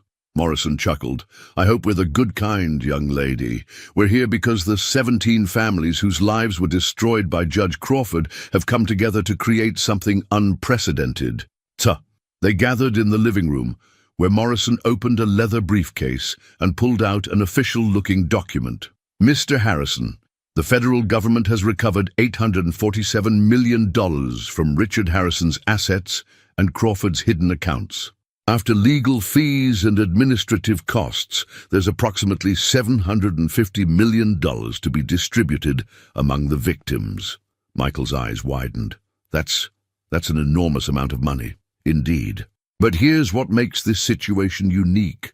All 17 families have voted unanimously to establish the Emma Harrison Foundation for Justice, with your daughter as the inspiration and guiding vision. Emma looked confused. What's a foundation? Morrison knelt down to her level. It's an organization that uses money to help people and make the world better. The families you helped save want to create something that will prevent other innocent people from being hurt by corrupt officials. One of Morrison's associates, a woman named Dr. Sarah Kim, addressed Emma directly. We want to build schools that teach children how to recognize injustice and corruption, just like you did. We want to train young detectives to protect their communities. Emma's eyes lit up with excitement. Schools for detective kids? That sounds amazing. Michael felt overwhelmed. I don't understand. Why would these families give up their compensation to create a foundation? Morrison's expression grew serious. Because your 7-year-old daughter didn't just solve their individual cases, she exposed a systemic problem. Corrupt judges, bought prosecutors, wealthy criminals who think they can purchase justice. Emma's investigation revealed that these problems exist far beyond the Crawford case. Dr. Kim pulled out a tablet showing news articles from around the country. Since your story broke, 17 other judicial corruption cases have been uncovered. Emma's methods, careful observation, detailed documentation, pattern recognition, have become a model for detecting corruption in the legal system. Emma studied the tablet, her young mind processing the implications. Other kids could learn to be detectives too? Exactly, Morrison said. The Emma Harrison Foundation would establish detective training programs in schools, teach children how to identify injustice, and create a network of young observers who could help protect their communities. Michael looked at his daughter, amazed by how her simple curiosity had grown into something with national implications. What exactly are you proposing? Dr. Kim opened a folder filled with architectural drawings and program outlines. We want to build the Emma Harrison Detective Academy in Seattle, with satellite programs in schools across the country. Children would learn critical thinking, evidence gathering, legal basics, and ethical reasoning. Emma jumped up excitedly. Could I help teach the other kids? Morrison smiled. Emma, you wouldn't just help teach, you'd be the chief inspiration officer. Every child in these programs would learn about how Detective Emma saved 17 families by being brave, smart, and determined. But Emma's excitement was tempered by a serious question. Mr. Morrison, what if bad people tried to stop the detective schools? Morrison exchanged glances with his associates. That's a very insightful question, Emma. There are people who benefit from corruption and injustice, and they might not want children learning how to expose them. Then we'll have to be extra careful and extra smart, Emma declared with 7-year-old confidence. Detective Emma isn't scared of bullies, remember. Dr. Kim pulled out one final document, a mock-up of a children's book titled Detective Emma and the Case of the Corrupt Judge. We also want to tell your story, Emma.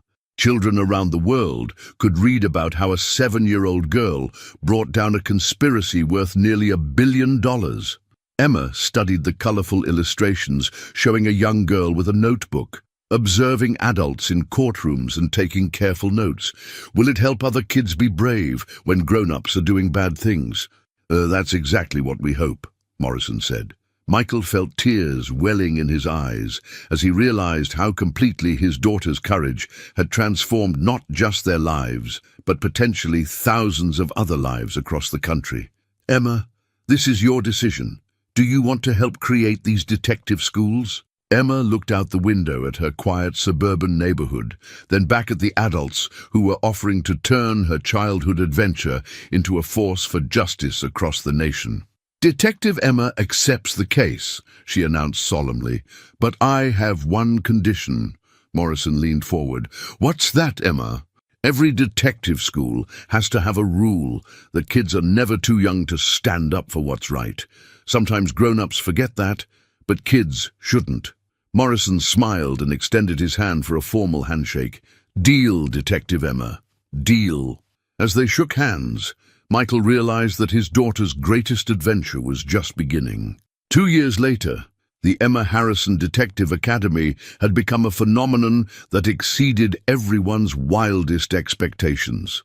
What started as a single school in Seattle had expanded to 43 locations across the United States, with international programs being developed in 12 countries. Emma, now 9 years old and in 4th grade, stood at the podium of the Academy's main auditorium, addressing an audience of 500 children aged 7 to 12. Her confidence had grown enormously, but she still maintained the earnest curiosity that had made her such an effective detective. Remember, she told the young faces looking up at her, detective rule number 1, always pay attention to what people do, not just what they say.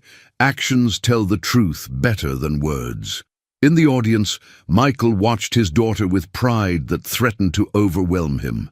The shy 7-year-old, who had once hidden behind his legs, was now inspiring hundreds of children to become guardians of justice in their own communities. Dr. Sarah Kim, now the Academy's director, joined Emma at the podium. "Children, I want you to hear about some of the amazing detective work your fellow students have accomplished this year." She gestured to a group of students in the front row. Tommy Chen, age 8, noticed that his school's cafeteria money was disappearing and documented evidence that led to the arrest of a dishonest administrator who had stolen $50,000. Tommy waved shyly as the audience applauded. Maria Gonzalez, age 10, observed suspicious behavior at her local bank and helped FBI agents uncover an embezzlement scheme worth $3 million. Emma beamed with pride at her fellow young detectives. Each success story validated her belief that children could be powerful forces for justice when properly trained and supported. But the most significant moment came when Dr. Kim introduced a special guest. "Children, I want you to meet someone very important. This is Judge Patricia Williams, the federal judge who sentenced the corrupt Judge Crawford 2 years ago." Judge Williams took the microphone, her stern but kind face scanning the audience of young detectives. "Emma Harrison and all of you young investigators represent something revolutionary in our justice system," she began. "You're proving that corruption and injustice can't hide from careful observers, regardless of their age." She looked directly at Emma. "Since the Emma Harrison Detective Academy was established, student investigations have led to the exposure of 47 cases of corruption, fraud, or abuse of power. You've saved taxpayers over $200 million and helped send 32 criminals to prison." The statistics were staggering, but Emma's focus was on something more personal. "Judge Williams," she said, raising her hand, "what happened to all the Harrison families that got hurt by the bad judge?" Judge Williams smiled warmly. "That's exactly the kind of question a good detective should ask, Emma. Every single family has been fully compensated and has rebuilt their lives. Margaret Harrison opened a new business. Thomas Harrison's tech company is now employing over 100 people. Every family is not just surviving, they're thriving." The audience erupted in cheers, but Emma had another question. "What about Judge Crawford? Is he still in prison?" Judge Williams' expression grew more serious. "William Crawford will remain in federal prison for the rest of his life. But Emma, something remarkable happened last month. He requested a meeting with federal prosecutors to provide information about other corrupt judges he knew about." Emma's eyes widened. "He's helping catch more bad judges? His information has already led to investigations of 12 other potentially corrupt officials across 3 states.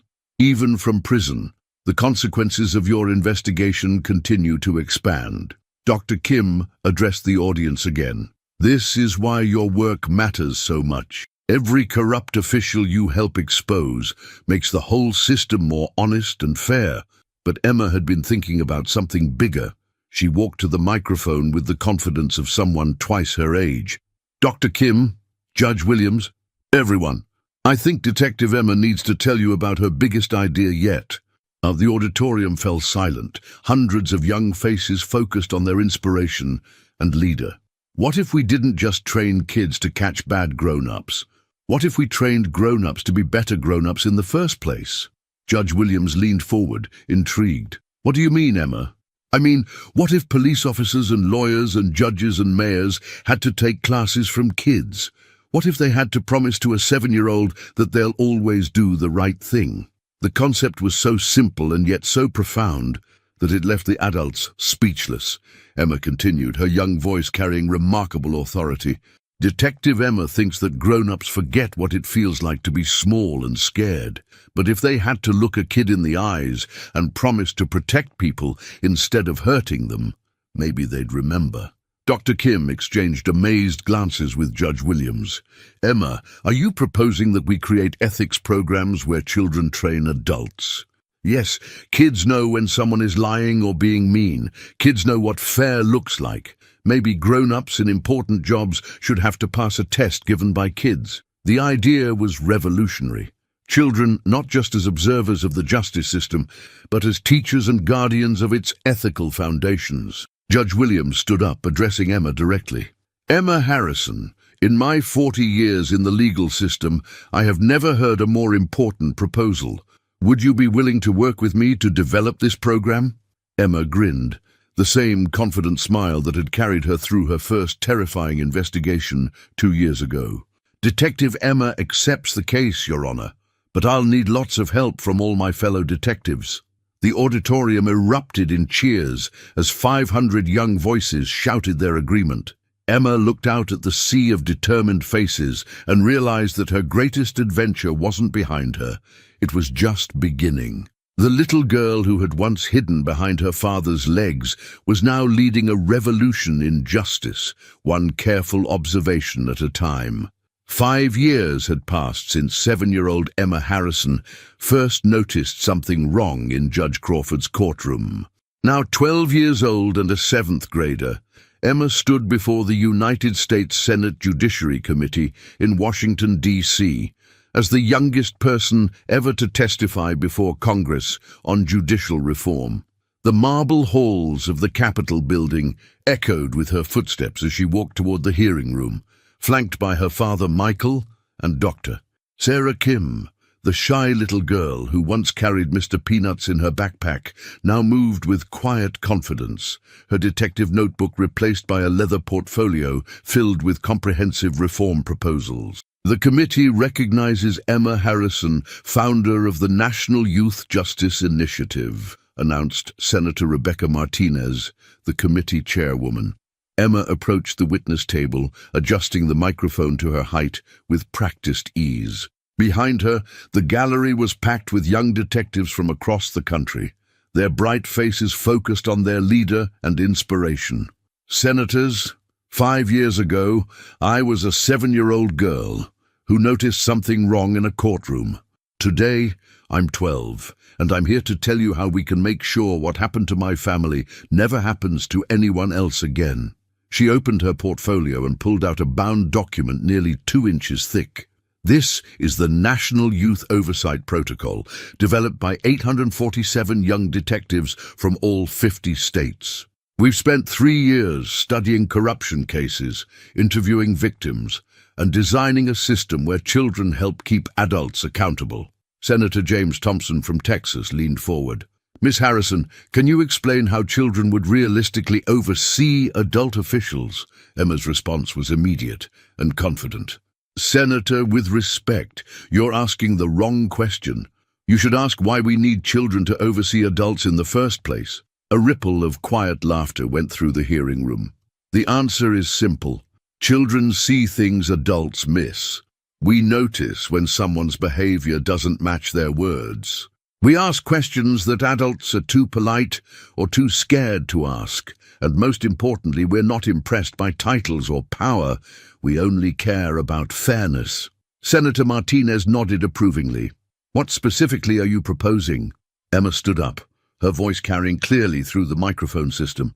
First, every federal judge, prosecutor, and high-level justice official would be assigned a youth oversight panel of 5 children aged 8 to 14 from their district. These children would observe courtroom proceedings, review case patterns, and report suspicious behavior to a special federal youth advocate. The senators exchanged surprised glances. The proposal was more sophisticated than anyone had expected.